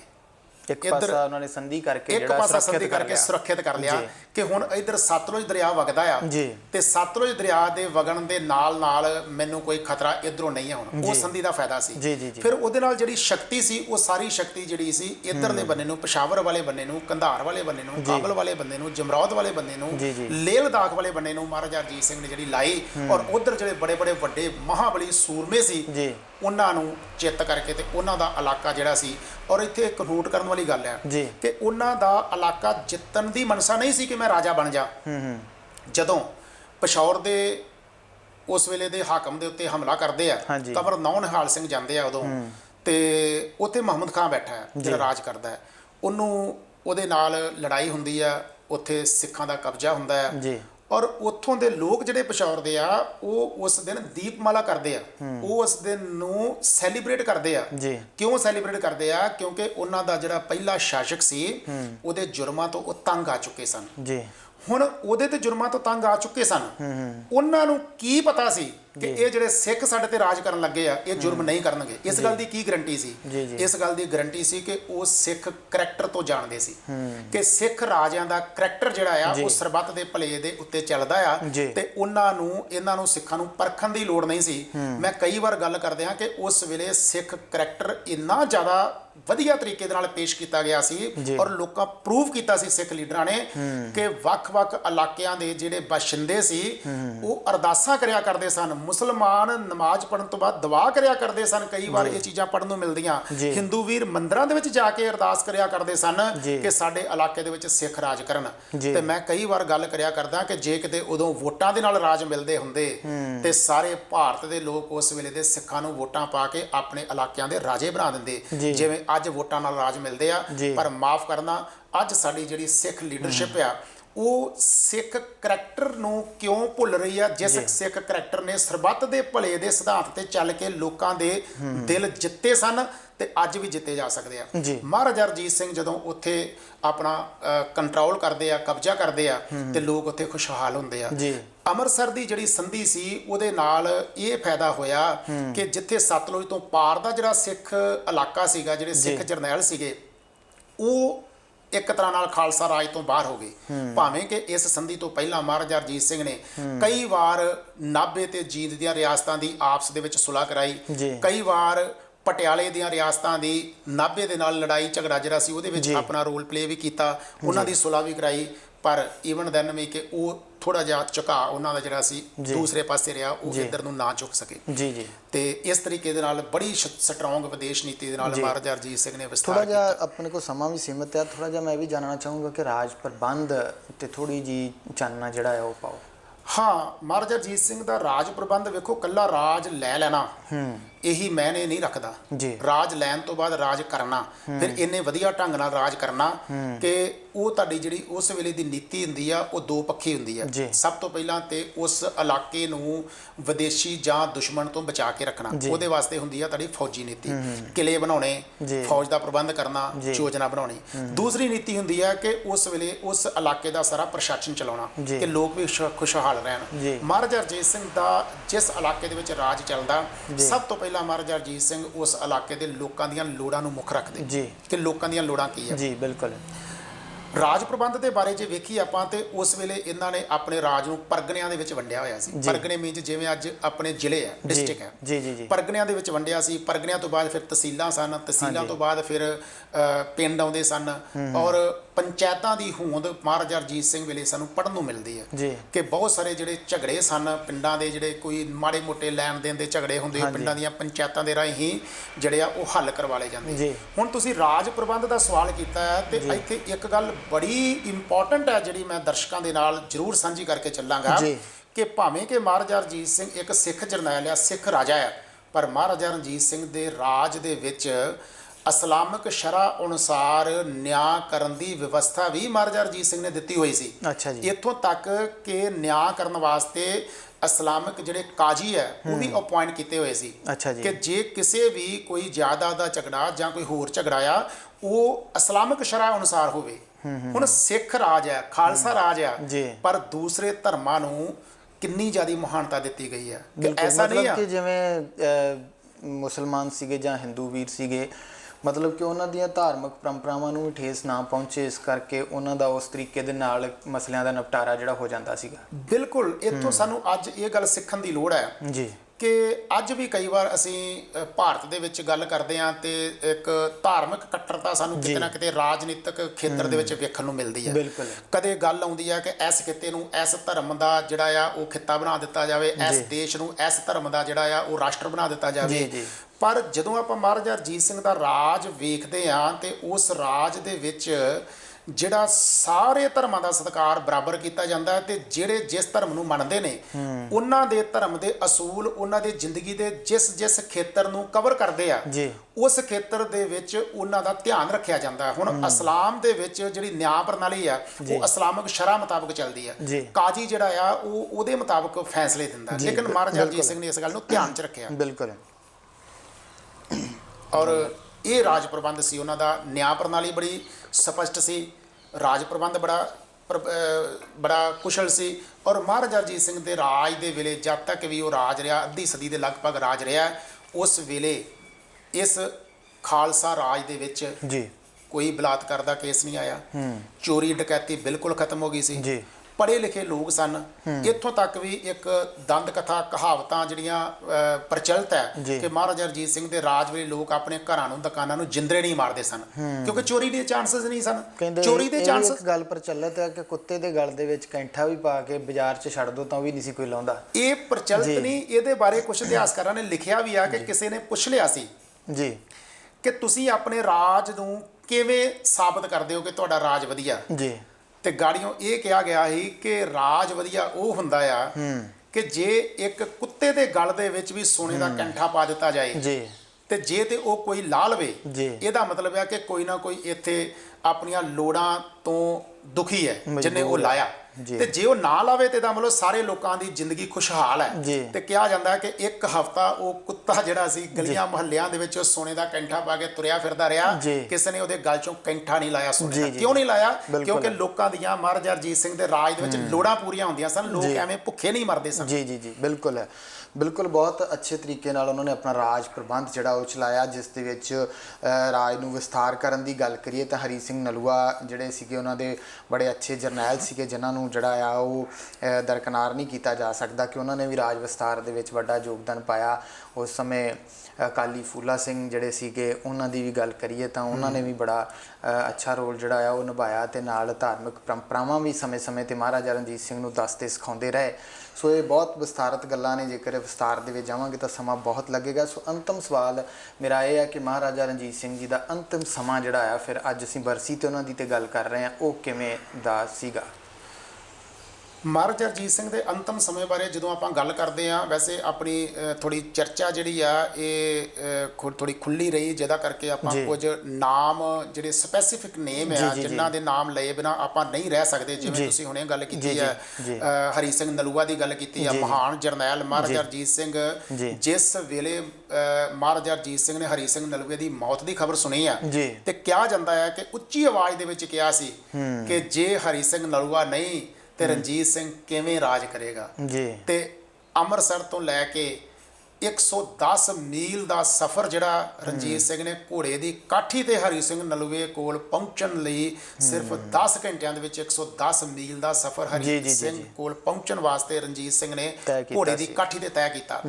ਔਰ ਅਕਾਲੀ ਫੂਲਾ ਸਿੰਘ ਜਿਹੜੀ ਕਿ ਧਾਰਮਿਕ ਸ਼ਖਸੀਅਤ ਸੀਗੀ, ਉਹਨਾਂ ਦਾ ਸਤਿਕਾਰ ਕਿੰਨਾ ਸੀ ਕਿ ਇੱਕ ਵੇਲੇ ਜਦੋਂ ਉਹਨਾਂ ਕੋਲ ਸ਼ਿਕਾਇਤ ਪਹੁੰਚਦੀ ਹੈ ਤੇ ਉਹਨਾਂ ਨੇ ਹੁਕਮ ਕੀਤਾ ਮਹਾਰਾਜਾ ਰਣਜੀਤ ਸਿੰਘ ਨੂੰ ਕਿ ਜੋ ਅਕਾਲ ਤਖਤ ਤੋਂ ਸਜ਼ਾ ਲੱਗੀ ਉਹਨਾਂ ਨੇ ਥੰਮ ਨਾਲ ਬੇਰੀ ਦੇ ਨਾਲ, ਵੈਸੇ ਇਤਿਹਾਸ 'ਚ ਆਉਂਦਾ ਹੈ ਕਿ ਬੇਰੀ ਨਾਲ ਬੰਨ੍ਹ ਕੇ ਆਪਣੀ ਪਿੱਠ ਦੇ ਉੱਤੇ ਕੋੜੇ ਵੀ ਖਾਧੇ ਔਰ ਉਹ ਖਿੜੇ ਮੱਥੇ ਇੱਕ ਨਿਮਾਣੇ ਸਿੱਖ ਵਜੋਂ ਉਹਨਾਂ ਨੇ ਉਹਨੂੰ ਪ੍ਰਵਾਨ ਕੀਤਾ। ਜਦੋਂ ਮਹਾਰਾਜਾ ਰਣਜੀਤ ਸਿੰਘ ਦਾ ਅਖੀਰਲਾ ਸਮਾਂ ਆਉਂਦਾ ਹੈ ਤੇ ਕੁਦਰਤ ਨੇ ਐਸਾ ਭਾਣਾ ਵਰਤਾਇਆ ਕਿ ਇਹਨਾਂ ਦੇ ਪਿਤਾ ਜੀ ਦੀ ਜਿਹੜੀ ਮੌਤ ਹੁੰਦੀ ਹੈ ਉਹ ਵੀ ਬਿਮਾਰੀ ਨਾਲ ਹੁੰਦੀ ਹੈ। ਭਾਵੇਂ ਕਿ ਮਹਾਨ ਯੋਧੇ ਸਨ ਪਰ ਮੈਦਾਨੇ ਜੰਗ ਵਿੱਚ ਨਹੀਂ ਸਵਾਸ ਪੂਰੇ ਹੋਏ। ਇਹਨਾਂ ਦੀ ਜਿਹੜੀ ਅੰਤਮ ਸਮਾਂ ਆਉਂਦਾ ਉਹ ਵੀ ਬਿਮਾਰੀ ਦੇ ਨਾਲ ਆਉਂਦਾ। ਤੁਸੀਂ ਜਾਣਦੇ ਹੋ, ਸਾਰੇ ਆਪਾਂ ਜਾਣਦੇ ਹਾਂ, ਬਚਪਨ 'ਚ ਇਹਨਾਂ ਨੂੰ ਚੇਚਕ ਹੋਈ ਸੀ ਜਿਹਦਾ ਕਰਕੇ ਇੱਕ ਅੱਖ ਇਹਨਾਂ ਦੀ ਜਾਂਦੀ ਰਹੀ, ਪਰ ਉਹ ਇੱਕ ਅੱਖ ਜਾਣਾ ਜਿਹੜਾ ਸੀ ਇਹਨਾਂ ਦੀ ਜ਼ਿੰਦਗੀ ਵਿੱਚ ਕੋਈ ਕਮੀ ਨਹੀਂ ਪਾ ਸਕਿਆ। ਇਹ ਵੀ ਗੱਲ ਕਹੀ ਜਾਂਦੀ ਹੈ ਕਿ ਕਿਸੇ ਅੰਗਰੇਜ਼ ਨੇ ਪੁੱਛਿਆ ਕਿਸੇ ਨੂੰ ਜਿਹੜਾ ਮਹਾਰਾਜਾ ਰਣਜੀਤ ਸਿੰਘ ਦੇ ਨਾਲ ਰਹਿੰਦਾ ਸੀ ਕੋਈ ਕਿ ਮਹਾਰਾਜਾ ਰਣਜੀਤ ਸਿੰਘ ਦੀ ਕਿਹੜੀ ਅੱਖ ਖਰਾਬ ਹੈ। ਉਹ ਅੰਗਰੇਜ਼ ਵੀ ਮਹਾਰਾਜਾ ਰਣਜੀਤ ਸਿੰਘ ਨੂੰ ਬਹੁਤ ਵਾਰ ਮਿਲ ਚੁੱਕਾ ਸੀ ਤੇ ਉਹਨੇ ਗਾੜੀਓਂ ਉਸ ਫਕੀਰ ਨੇ ਕਿਹਾ ਕਿ ਅੱਜ ਤੱਕ ਮੇਰੀ ਹਿੰਮਤ ਹੀ ਨਹੀਂ ਪਈ ਕਿ ਮੈਂ ਰਣਜੀਤ ਸਿੰਘ ਦੇ ਚਿਹਰੇ ਵੱਲ ਕਿਤੇ ਵੇਖ ਸਕਾਂ। ਉਹਨਾਂ ਦੇ ਚਿਹਰੇ ਦਾ ਜਿਹੜਾ ਪ੍ਰਤਾਪ ਆ ਉਹ ਇੰਨਾ ਜ਼ਿਆਦਾ ਸਟਰੋਂਗ ਹੈ ਕਿ ਉਹਨਾਂ ਦੇ ਚਿਹਰੇ ਵੱਲ ਵੇਖਿਆ ਨਹੀਂ ਜਾ ਸਕਦਾ। ਅੱਗੋਂ ਅੰਗਰੇਜ਼ ਨੇ ਕਿਹਾ ਸੀ ਮਿਲਿਆ ਤੇ ਮੈਂ ਵੀ ਬਹੁਤ ਵਾਰਿਆ ਪਰ ਚਿਹਰੇ ਵੱਲ ਮੈਂ ਵੀ ਨਹੀਂ ਵੇਖ ਸਕਿਆ। ਇੱਕ ਗੱਲ ਮੈਂ ਇੱਥੇ ਕਰਕੇ ਫਿਰ ਅੱਗੇ ਆਪਾਂ ਅੰਤਮੇ ਸਮੇਂ ਦੀ ਗੱਲ ਥੋੜ੍ਹੀ ਜਿਹੀ ਕਰਾਂਗੇ 2-4 ਮਿੰਟ 'ਚ ਕਿ ਅੱਜ ਵੀ ਸਿੱਖ ਰਾਜਨੀਤਿਕ ਨੇਤਾ ਜਿਹੜੇ ਨੇ ਦੂਸਰੀਆਂ ਪਾਰਟੀਆਂ ਦੇ ਨਾਲ ਸਮਝੌਤੇ ਕਰਦੇ ਨੇ।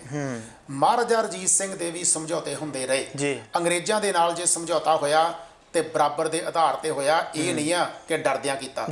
ਅੰਗਰੇਜ਼ਾਂ ਨੂੰ ਵੀ ਲੋੜ ਸੀ ਉਸ ਸਮਝੌਤੇ ਦੀ ਤੇ ਬਰਾਬਰ ਦੇ ਆਧਾਰ ਤੇ ਹੋਇਆ ਤੇ ਅੰਗਰੇਜ਼ ਮਹਾਰਾਜਾ ਰਣਜੀਤ ਸਿੰਘ ਦੇ ਦਰਬਾਰ 'ਚ ਬੜੇ ਬੜੇ ਕੀਮਤੀ ਤੋਹਫੇ ਭੇਜਦੇ ਰਹੇ ਕਿ ਰਣਜੀਤ ਸਿੰਘ ਨੂੰ ਖੁਸ਼ ਰੱਖਣਾ ਹੈ। ਇੱਥੋਂ ਤੱਕ ਕਿ ਵਾਹਿਦ ਇੱਕ ਸਿੱਖ ਜਰਨੈਲ ਭਾਰਤ ਦੀ ਧਰਤੀ ਤੇ ਹੋਇਆ ਜਿਹਨੂੰ ਇੰਗਲੈਂਡ ਦੇ ਮਹਾਰਾਜੇ ਨੇ ਵੀ ਉਸ ਵੇਲੇ ਬੜੀਆਂ ਕੀਮਤੀ ਜਿਹੜੀਆਂ ਸੁਗਾਤਾਂ ਭੇਂਟ ਕੀਤੀਆਂ ਸਨ। ਪੂਰੇ ਭਾਰਤ ਦੀ ਗੱਲ ਵੀ ਕਰੀਏ ਤਾਂ ਭਾਰਤ ਦੇ ਉੱਤੇ ਅੰਗਰੇਜ਼ਾਂ ਨੇ 200 ਸਾਲ ਰਾਜ ਕੀਤਾ ਆ। ਹਾਂਜੀ, ਪੰਜਾਬ ਦੇ ਉੱਤੇ ਜੇਕਰ ਗੱਲ ਕਰੀਏ ਤਾਂ ਮਹਾਰਾਜਾ ਰਣਜੀਤ ਸਿੰਘ ਨੇ ਬਹੁਤ ਸਮਾਂ ਬਚਾ ਕੇ ਰੱਖਿਆ, ਪਰ ਫਿਰ ਵੀ ਜੇ ਕਹੀਏ ਤਾਂ 100 ਸਾਲ ਪੰਜਾਬ ਦੇ ਉੱਤੇ ਵੀ ਕੀਤਾ, ਪਰ ਭਾਰਤ ਤੇ 200 ਸਾਲ। ਉਹੀ ਗੱਲ ਮੈਂ ਕਰ ਰਿਹਾ ਸੀ ਕਿ 1818 ਈਸਵੀ ਤੱਕ ਸਾਰੇ ਭਾਰਤ ਤੇ ਰਾਜ ਹੋ ਗਿਆ, ਲੇਕਿਨ ਜਦ ਤੱਕ ਸ਼ੇਰੇ ਪੰਜਾਬ ਜਿੰਦਾ ਰਿਹਾ, ਪੰਜਾਬ ਵੱਲ ਵੇਖਣਾ ਵੀ ਉਹਨਾਂ ਦਾ ਸਪਨਾ ਬਣ ਲਿਆ ਔਰ ਉਹਨਾਂ ਨੂੰ ਸਮਝ ਲੱਗ ਗਈ ਸੀ। ਤਾਂ ਹੀ ਉਹ ਸਤਲੁਜ ਤੇ ਆਪਣੀਆਂ ਜਿਹੜੀਆਂ ਘੋੜਿਆਂ ਦੀਆਂ ਜਿਹੜੀਆਂ ਲਗਾਮਾਂ ਸਨ ਉਹਨਾਂ ਨੂੰ ਬੰਨ੍ਹ ਕੇ ਕਿੱਲਿਆਂ ਨਾਲ ਬੰਨ੍ਹ ਦਿੱਤਾ ਸੀ ਉਹਨਾਂ ਵੀ, ਇਸ ਤੋਂ ਅੱਗੇ ਸਾਡੇ ਘੋੜੇ ਨਹੀਂ ਵੱਸ ਸਕਦੇ, ਭਾਵ ਫੌਜਾਂ ਨਹੀਂ ਵੱਸ ਸਕਦੀਆਂ। ਇੰਗਲੈਂਡ ਦਾ ਜਦੋਂ ਮਹਾਰਾਜਾ ਭਾਰਤ ਦੇ ਵਿੱਚ ਮਹਾਰਾਜਾ ਰਣਜੀਤ ਸਿੰਘ ਨੂੰ ਸਨਮਾਨਿਤ ਕਰ ਰਿਹਾ, ਤੋਹਫੇ ਭੇਜ ਰਿਹਾ, ਉਸ ਇੰਗਲੈਂਡ ਦਾ ਮਹਾਰਾਜਾ ਜਿਹੜਾ ਇੰਗਲੈਂਡ ਉਸ ਵੇਲੇ ਵਿਸ਼ਵ ਦੀ ਸ਼ਕਤੀ ਸੀ, ਛੋਟੀ ਮੋਟੀ ਨਹੀਂ, ਜਿਸ ਇੰਗਲੈਂਡ ਦੇ ਰਾਜ ਦੇ ਵਿੱਚ ਕਿਹਾ ਜਾਂਦਾ ਸੀ ਕਦੀ ਸੂਰਜ ਨਹੀਂ ਛੁਪਦਾ, ਇੱਕ ਪਾਸੇ ਛੁਪਦਾ ਤੇ ਦੂਸਰੇ ਪਾਸੇ ਜਿੱਧਰ ਚੜ੍ਹਦਾ ਉਧਰ ਵੀ ਇੰਗਲੈਂਡ ਦਾ ਹੀ ਰਾਜ ਹੈ। ਉਸ ਇੰਗਲੈਂਡ ਦਾ ਮਹਾਰਾਜਾ ਜਿਹੜਾ ਸੀ ਪੰਜਾਬ ਦੇ ਸ਼ੇਰੇ ਪੰਜਾਬ ਨੂੰ ਤੋਹਫੇ ਭੇਜ ਰਿਹਾ, ਸੁਗਾਤਾਂ ਭੇਜ ਰਿਹਾ ਤਾਂ ਕਿ ਇਹ ਇੰਗਲੈਂਡ ਨਾਲ ਸਤਲੁਜ ਤੋਂ ਪਾਰ ਬੈਠੇ ਹੋਏ ਗੋਰਿਆਂ ਦੇ ਨਾਲ ਮਹਾਰਾਜਾ ਰਣਜੀਤ ਸਿੰਘ ਦੋਸਤਾਨਾ ਸੰਬੰਧ ਬਣਾ ਕੇ ਰੱਖੇ। ਇਹਨਾਂ ਬਹਾਦਰ ਸੂਰਮਿਆਂ ਦੇ ਅਸੀਂ ਵਾਰਸ ਹਾਂ। ਅੱਜ ਇਹ ਆਪਾਂ ਹੁਣ ਅਖੀਰਲੇ ਸਮੇਂ ਤੇ ਪੰਜਾਬ ਦੀ ਹੋਣੀ ਕਿ ਮਹਾਰਾਜਾ ਰਣਜੀਤ ਸਿੰਘ ਦੀ ਅਜੇ ਜਾਣ ਦੀ ਉਮਰ ਨਹੀਂ ਆ। 1839 ਦਾ ਸਮਾਂ ਹੈ, ਜੂਨ ਦਾ ਇਹੀ ਮਹੀਨਾ, ਗਰਮੀਆਂ ਦੇ ਦਿਨ ਹੈ। ਇੱਕ ਇਹੋ ਜਿਹੀ ਬਿਮਾਰੀ ਲੱਗਦੀ ਹੈ ਕਿ ਅਧਰੰਗ ਹੋ ਗਿਆ, ਪਾਸਾ ਬੈਠ ਗਿਆ। ਜੀ ਬੜੀਆਂ ਦਵਾਈਆਂ ਬੂਟੀਆਂ ਕੀਤੀਆਂ ਗਈਆਂ, ਅੰਗਰੇਜ਼ਾਂ ਨੇ ਵੀ ਆਪਣੇ ਹਕੀਮ ਭੇਜੇ, ਅੰਗਰੇਜ਼ ਵੀ ਕੋਸ਼ਿਸ਼ ਕਰ ਰਹੇ ਸਨ ਕਿ ਮਹਾਰਾਜਾ ਰਣਜੀਤ ਸਿੰਘ ਤੰਦਰੁਸਤ ਹੋ ਜੇ, ਜੀ ਨਹੀਂ ਦਵਾਈ ਅਸਰ ਕਰ ਰਹੀ, ਜੀ। ਸਰੀਰ ਦਿਨੋਂ ਦਿਨ ਘਟਦਾ ਜਾ ਰਿਹਾ।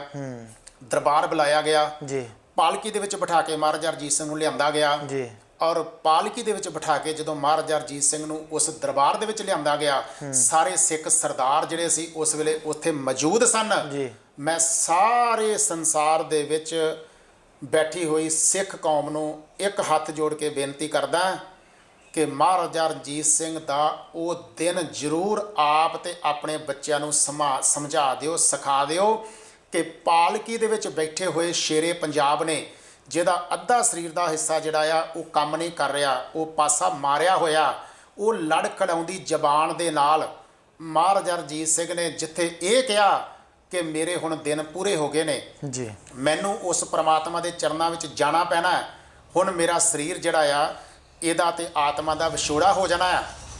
ਪਰ ਉਸ ਸ਼ੇਰੇ ਪੰਜਾਬ ਨੇ ਆਉਣ ਵਾਲੀਆਂ ਆਪਣੀਆਂ ਪੀੜ੍ਹੀਆਂ ਕੋਲੋਂ ਕੁਝ ਮੰਗਿਆ ਸੀ। ਉਹਨੇ ਕੀ ਮੰਗਿਆ ਸੀ ਇਹ ਆਪ ਸੋਚੀਏ, ਆਪਣੇ ਦਿਲ ਕੋਲੋਂ ਪੁੱਛੀਏ ਤੇ ਆਪਣੇ ਬੱਚਿਆਂ ਨੂੰ ਇਹ ਚੀਜ਼ ਕਮ ਸੇ ਕਮ ਸਿਖਾ ਦਈਏ। ਜੇ ਸਾਡੀ ਪੀੜ੍ਹੀ ਤੱਕ ਅਸੀਂ ਮਹਾਰਾਜਾ ਰਣਜੀਤ ਸਿੰਘ ਦੀ ਉਹ ਮੰਗ ਪੂਰੀ ਨਹੀਂ ਕਰ ਸਕੇ, ਉਹਨਾਂ ਬੋਲਾਂ ਤੇ ਪੂਰੇ ਨਹੀਂ ਉਤਰ ਸਕੇ, ਤੇ ਇੱਕ ਕੰਮ ਜ਼ਰੂਰ ਕਰ ਦਈਏ, ਅਗਲੀਆਂ ਪੀੜ੍ਹੀਆਂ ਤੱਕ ਤੇ ਉਹ ਬੋਲ ਪਹੁੰਚਾ ਦਈਏ। ਸ਼ਾਇਦ ਕਿਤੇ ਆਉਣ ਵਾਲੀਆਂ ਪੀੜ੍ਹੀਆਂ ਦੇ ਵਿੱਚੋਂ ਕੋਈ ਉੱਠ ਕੇ ਪੀੜ੍ਹੀ ਆਖੇ ਕਿ ਅਸੀਂ ਮਹਾਰਾਜਾ ਰਣਜੀਤ ਸਿੰਘ ਦੇ ਉਹ ਬੋਲ ਪੂਰੇ ਕਰਨੇ ਆ। ਜੀ ਕਿਹਾ ਸੀ ਉਸ ਸ਼ੇਰੇ ਪੰਜਾਬ ਨੇ ਲੜ ਖੜਾਉਂਦੀ ਜ਼ਬਾਨ ਦੇ ਨਾਲ ਜੀ ਕਿ ਗੁਰੂ ਕੇ ਸਿੱਖੋ, ਬੜੀ ਮੁਸ਼ਕਲ ਨਾਲ ਮੈਂ ਤੁਹਾਡੇ ਸਹਿਯੋਗ ਦੇ ਨਾਲ, ਤੁਹਾਡੀਆਂ ਬਾਹਾਂ ਦੇ ਨਾਲ ਤੇ ਉਸ ਅਕਾਲ ਪੁਰਖ ਦੀ ਕਿਰਪਾ ਦੇ ਨਾਲ ਜੀ ਇਸ ਪੰਜਾਬ ਨੂੰ ਇਕੱਠਿਆਂ ਕੀਤਾ ਆ। ਜੀ ਇਹ ਇੱਕ ਸੰਸਾਰ ਦੇ ਉੱਤੇ ਗੁਰੂ ਨਾਨਕ ਪਾਤਸ਼ਾਹ ਦਾ ਰਾਜ ਪੈਦਾ ਹੋਇਆ ਹੈ ਜੀ ਔਰ ਮਹਾਰਾਜਾ ਰਣਜੀਤ ਸਿੰਘ ਨੇ ਕਿਤੇ ਵੀ ਆਪਣਾ ਸਿੱਕਾ ਨਹੀਂ ਚਲਾਇਆ, ਨਾਨਕ ਦੇ ਨਾਮ ਦਾ ਸਿੱਕਾ ਚਲਾਇਆ। ਔਰ ਨਾਨਕ ਦਾ ਰਾਜ ਉਹ ਹਲੇਮੀ ਰਾਜ ਜਿਹੜਾ ਬੇਗਮਪੁਰਾ ਸ਼ਹਿਰ ਕੋ ਨਾਉ, ਪੰਜਾਬ ਨੂੰ ਉਹ ਬੇਗਮਪੁਰਾ ਸ਼ਹਿਰ ਬਣਾ ਦਿੱਤਾ। ਔਰ ਮੰਗ ਕੀਤੀ ਉਸ ਦਿਨ ਲੜ ਖੜਾਉਂਦੀ ਜ਼ਬਾਨ ਦੇ ਨਾਲ ਕਿ ਮੇਰੇ ਸਾਹ ਹੁਣ ਗਿਣਤੀ ਦੇ ਰਹਿ ਗਏ ਨੇ, ਉਹ ਗੁਰੂ ਕਿਉ ਸਿੱਖੋ, ਮੇਰੇ ਜਾਣ ਤੋਂ ਬਾਅਦ ਮੈਨੂੰ ਇੱਕ ਵਾਅਦਾ ਕਰ ਦਿਓ, ਕਿਧਰੇ ਸਿੱਖ ਕੌਮ ਫੇਰ ਪਾਟੋ ਧਾਰ ਦੇ ਵਿੱਚ ਨਾ ਪੈ ਜਾਵੇ। ਜੇ ਤੁਸੀਂ ਪਾਟ ਗਏ, ਲਾਲਚ ਵਸ ਹੋ ਗਏ, ਖੁਦਾ ਪ੍ਰਸਤੀ ਦੇ ਵਿੱਚ, ਖੁਦ ਪ੍ਰਸਤੀ ਦੇ ਵਿੱਚ ਫਸ ਗਏ, ਲਾਲਚ ਦੇ ਵਿੱਚ ਫਸ ਗਏ, ਤੇ ਤੁਹਾਡੀਆਂ ਆਉਣ ਵਾਲੀਆਂ ਪੀੜ੍ਹੀਆਂ ਜਿਹੜੀਆਂ ਉਹ ਭਿਖਾਰੀਆਂ ਵਾਂਗ ਬਣ ਜਾਣਗੀਆਂ। ਪਰ ਮੈਂ ਤੁਹਾਨੂੰ ਇਸ ਦੁਨੀਆ ਤੋਂ ਜਾਣ ਤੋਂ ਪਹਿਲਾਂ ਰਾਜੇ ਬਣਾ ਕੇ ਚੱਲਿਆ ਜੀ। ਇਹ ਰਾਜ ਭਾਗ ਸੰਭਾਲ ਕੇ ਰੱਖਿਓ ਤੇ ਪੰਜਾਬ ਦੀ ਧਰਤੀ ਤੇ ਕਿਸੇ ਗੈਰ ਨੂੰ ਪੈਰ ਨਾ ਪਾਉਣ ਦਿਓ ਔਰ ਇਸ ਪੰਜਾਬ ਨੂੰ ਸੰਭਾਲ ਕੇ ਰੱਖਿਓ। ਗਦਾਰਾਂ ਤੋਂ ਬਚ ਕੇ ਰਹਿਓ, ਇਕੱਠ ਰੱਖਿਓ, ਆਪਣੇ ਵਿੱਚ ਫੁੱਟ ਨਾ ਪੈਣ ਦਿਓ। ਤੇ ਇਹ ਗੁਰੂ ਨਾਨਕ ਦਾ ਜਿਹੜਾ ਸਿੱਕਾ ਪੰਜਾਬ ਤੇ ਚੱਲਿਆ ਆ, ਇਸ ਸਿੱਕੇ ਨੂੰ ਸਦੀਵੀ ਬਣਾ ਕੇ ਰੱਖਿਓ। ਪਰ ਹੋਇਆ ਕੀ ਕਿ ਮਹਾਰਾਜਾ ਰਣਜੀਤ ਸਿੰਘ ਦੇ ਜਾਣ ਤੋਂ ਬਾਅਦ 4 ਬੰਦੇ, ਧਿਆਨ ਸਿੰਘ, ਗੁਲਾਬ ਸਿੰਘ, ਲਾਲ ਸਿੰਘ, ਸੁਚੇਤ ਸਿੰਘ ਜਿਹੜੇ ਸਨ, ਉਹਨਾਂ ਦੇ ਜਿਹੜੇ ਕਾਰਨਾਮੇ ਸਨ, ਉਹਨਾਂ ਨੇ ਇਹ ਚੀਜ਼ ਸਾਹਮਣੇ ਲਿਆ ਦਿੱਤੀ ਕਿ ਕਿੱਡੇ ਕਿੱਡੇ ਵੱਡੇ ਜਰਨੈਲ ਸ਼ਾਮ ਸਿੰਘ ਅਟਾਰੀ ਵਰਗੇ, ਉਹਨਾਂ ਦੀਆਂ ਬਹਾਦਰੀਆਂ ਅੱਗੇ ਵੀ ਇਹਨਾਂ ਦੀਆਂ ਗਦਾਰੀਆਂ ਜਿਹੜੀਆਂ ਸੀ ਉਹ ਜ਼ਿਆਦੀਆਂ ਭਾਰੂ ਪੈ ਗਈਆਂ। ਤੇ ਉਸ ਸ਼ੇਰੇ ਪੰਜਾਬ ਦੇ 1839 ਦੇ ਵਿੱਚ ਇਸ ਦੁਨੀਆ ਤੋਂ ਜਾਣ ਤੋਂ ਪਹਿਲਾਂ ਜਿਹੜੇ ਬੋਲੇ ਹੋਏ ਬੋਲ ਸਨ, ਉਹਨਾਂ ਤੇ ਉਹਨਾਂ ਦੀਆਂ ਆਉਣ ਵਾਲੀਆਂ ਪੀੜ੍ਹੀਆਂ ਕੀ ਉਹਨਾਂ ਦੇ ਅਗਲੇ ਸਿੱਖ ਜਰਨੈਲ ਵੀ ਨਾ ਚੱਲ ਸਕੇ। 10 ਸਾਲਾਂ ਦੇ ਵਿੱਚ 1849 ਦੇ ਵਿੱਚ ਉਹ ਨਾਨਕਸ਼ਾਹੀ ਸਿੱਕਾ ਜਿਹੜਾ ਸੀ ਉਹ ਅਲੋਪ ਹੋ ਗਿਆ ਔਰ ਪੰਜਾਬ ਦੀ ਧਰਤੀ ਫਿਰ ਇੱਕ ਵਾਰ ਗੁਲਾਮ ਹੋ ਗਈ। ਔਰ 1849 ਤੋਂ ਬਾਅਦ ਸਿੱਖ ਕੌਮ ਦਾ ਇੱਕ ਅਧਿਆਏ ਨਵਾਂ ਸ਼ੁਰੂ ਹੋਇਆ ਜਿਹੜਾ ਅੱਜ ਤੱਕ ਚੱਲ ਰਿਹਾ। ਔਰ 1849 ਤੋਂ ਲੈ ਕੇ ਅੱਜ ਤੱਕ ਉਹ ਮੰਗ, ਉਹ ਡਿਮਾਂਡ ਮਹਾਰਾਜਾ ਰਣਜੀਤ ਸਿੰਘ ਦੀ ਜਿਹੜੀ ਰੂਹ ਹੈ ਤੁਹਾਡੇ ਤੋਂ, ਸਾਡੇ ਤੋਂ, ਸਾਰਿਆਂ ਤੋਂ ਕਰ ਰਹੀ ਹੈ ਕਿ ਬੜੀ ਮੁਸ਼ਕਲ ਪੰਜਾਬ ਦੀ ਧਰਤੀ ਨੂੰ ਇਕੱਠਿਆਂ ਕੀਤਾ ਹੈ, ਬੜੀ ਮੁਸ਼ਕਲ ਪੰਜਾਬ ਦੀ ਧਰਤੀ ਤੇ ਨਾਨਕਸ਼ਾਹੀ ਸਿੱਕਾ ਚਲਾਇਆ। ਇਸ ਨਾਨਕਸ਼ਾਹੀ ਸਿੱਕੇ ਨੂੰ ਬਰਕਰਾਰ ਰੱਖਿਓ। ਆਜ਼ਾਦ ਭਾਰਤ ਦੇ ਵਿੱਚ ਪੰਜਾਬ ਦੇ ਸਿੱਖ ਲੀਡਰ ਬਹੁਤ ਤਰੱਕੀਆਂ ਕਰ ਗਏ, ਬੜੀਆਂ ਰਾਜਨੀਤਿਕ ਮੱਲਾਂ ਮਾਰੀਆਂ, ਪਰ ਮਹਾਰਾਜਾ ਰਣਜੀਤ ਸਿੰਘ ਦੇ ਉਹ ਅਖੀਰਲੇ ਬੋਲ ਸਾਡੇ ਸਿੱਖ ਲੀਡਰਾਂ ਨੂੰ, ਭਾਵੇਂ ਉਹ ਕਿਸੇ ਵੀ ਪਾਰਟੀ ਦੇ ਵਿੱਚ ਨੇ, ਉਹ ਕਿਉਂ ਭੁੱਲ ਗਏ ਕਿ ਪੰਜਾਬ ਜਿਹੜਾ ਆ ਇਹ ਗੁਰਾਂ ਨੇ ਵਸਾਇਆ ਸੀ ਤੇ ਪੰਜਾਬ ਨੂੰ ਸਾਡੇ ਵੱਡੇ ਵਡੇਰਿਆਂ ਨੇ ਆਪਣੇ ਪਰਿਵਾਰਾਂ ਦੀਆਂ ਕੁਰਬਾਨੀਆਂ ਦੇ ਕੇ ਇੱਥੋਂ ਤੱਕ, ਜਿੱਥੋਂ ਤੱਕ 1839 ਤੱਕ ਪਹੁੰਚਾਇਆ ਸੀ, 1839 ਤੋਂ ਲੈ ਕੇ ਅੱਜ ਤੱਕ ਅਸੀਂ ਕਿੱਥੇ ਲੈ ਆਏ ਹਾਂ। ਜੇ ਕਿਤੇ ਇਹਦਾ ਲੇਖਾ ਜੋਖਾ ਸਾਡੀ ਆਤਮਾ ਨੇ ਕਰ ਲਿਆ ਤੇ ਸਾਡੇ ਅੰਦਰ ਸਾਡੀ ਆਤਮਾ ਸਾਨੂੰ ਝੰਜੋੜੇਗੀ। ਆਓ ਅੱਜ ਮਹਾਰਾਜਾ ਰਣਜੀਤ ਸਿੰਘ ਦੀ ਬਰਸੀ ਤੇ ਇਹੋ ਹੀ ਇੱਕ ਵਾਅਦਾ ਕਰ ਲਈਏ ਕਿ ਉਹਨਾਂ ਬੋਲਾਂ ਨੂੰ ਆਪਾਂ ਆਪਣੇ ਦਿਲ ਤੇ ਦਿਮਾਗ ਦੇ ਵਿੱਚ ਵਸਾ ਲਈਏ, ਜਿਹੜੇ ਉਸ ਸ਼ੇਰੇ ਪੰਜਾਬ ਦੇ ਅਖੀਰਲੇ ਮਾਰੇ ਹੋਏ ਪਾਸੇ ਨਾਲ ਲੜ ਖੜਾਉਂਦੀ ਜ਼ੁਬਾਨ ਦੇ ਨਾਲ ਜਿਹੜੇ ਬੋਲ ਸਨ। ਅਗਰ ਉਹ ਬੋਲ ਅਸੀਂ ਯਾਦ ਰੱਖ ਲਏ ਤੇ ਸਾਡੀਆਂ ਆਉਣ ਵਾਲੀਆਂ ਪੀੜ੍ਹੀਆਂ ਜਿਹੜੀਆਂ ਉਹ ਫਿਰ ਰਾਜਿਆਂ ਮਹਾਰਾਜਿਆਂ ਵਾਲੀ ਜ਼ਿੰਦਗੀ ਜੀਣਗੀਆਂ। ਪਰ ਅੱਜ ਵਾਂਗ ਰੋਟੀ ਦੀ ਖਾਤਰ ਵਿਦੇਸ਼ਾਂ ਦੇ ਵਿੱਚ ਨਹੀਂ ਭੱਜੀਆਂ ਫਿਰਨਗੀਆਂ। ਇੰਨੀਆਂ ਬੇਨਤੀਆਂ ਪ੍ਰਵਾਨ ਕਰੋ। ਸੋ ਬਹੁਤ ਬਹੁਤ ਧੰਨਵਾਦ ਤੁਹਾਡਾ ਭਾਈ ਸਾਹਿਬ ਜੀ। ਤੁਸੀਂ ਸਮੁੱਚੀ ਗੱਲਬਾਤ ਜਿਹੜੀ ਆ ਮਹਾਰਾਜਾ ਰਣਜੀਤ ਸਿੰਘ ਜੀ ਦੇ ਜੀਵਨ ਦੇ ਉੱਤੇ, ਕਿਉਂਕਿ ਸਮਾਂ ਆਪਣੇ ਕੋਲ ਜਿਹੜਾ ਆ ਉਹ ਥੋੜ੍ਹਾ ਸੀਗਾ, ਪਰ ਕੁਝ ਦੇ ਵਿੱਚ ਸਮੁੰਦਰ ਬੰਦ ਕਰਨ ਵਾਲੀ ਜਿਹੜੀ ਗੱਲ ਆ ਉਹ ਤੁਸੀਂ ਕੀਤੀ। ਸੋ ਅਸੀਂ ਤੁਹਾਡਾ ਬਹੁਤ ਬਹੁਤ ਧੰਨਵਾਦ ਕਰਦੇ ਹਾਂ ਕਿ ਤੁਸੀਂ ਸਮੁੱਚੀ ਗੱਲਬਾਤ ਜਿਹੜੀ ਆ ਉਹ ਸੰਗਤਾਂ ਦੇ ਨਾਲ ਸਾਂਝੀ ਕੀਤੀ। ਸੋ ਮਹਾਰਾਜਾ ਰਣਜੀਤ ਸਿੰਘ ਜੀ ਦੀ ਬਰਸੀ ਦੇ ਉੱਤੇ ਅੱਜ ਦਾ ਵਿਸ਼ੇਸ਼ ਸਾਡਾ ਪ੍ਰੋਗਰਾਮ ਸੀਗਾ ਤੇ ਅਸੀਂ ਉਹਨਾਂ ਦੇ ਜੀਵਨ ਦੇ ਉੱਤੇ ਵੀ ਕੋਸ਼ਿਸ਼ ਕੀਤੀ ਇੰਨੇ ਕੁ ਸਮੇਂ ਦੇ ਵਿੱਚ ਗੱਲਬਾਤ ਕਰਨ ਦੀ।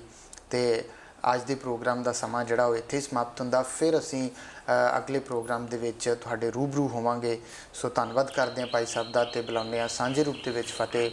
ਵਾਹਿਗੁਰੂ ਜੀ ਕਾ ਖਾਲਸਾ, ਵਾਹਿਗੁਰੂ ਜੀ ਕੀ ਫਤਿਹ।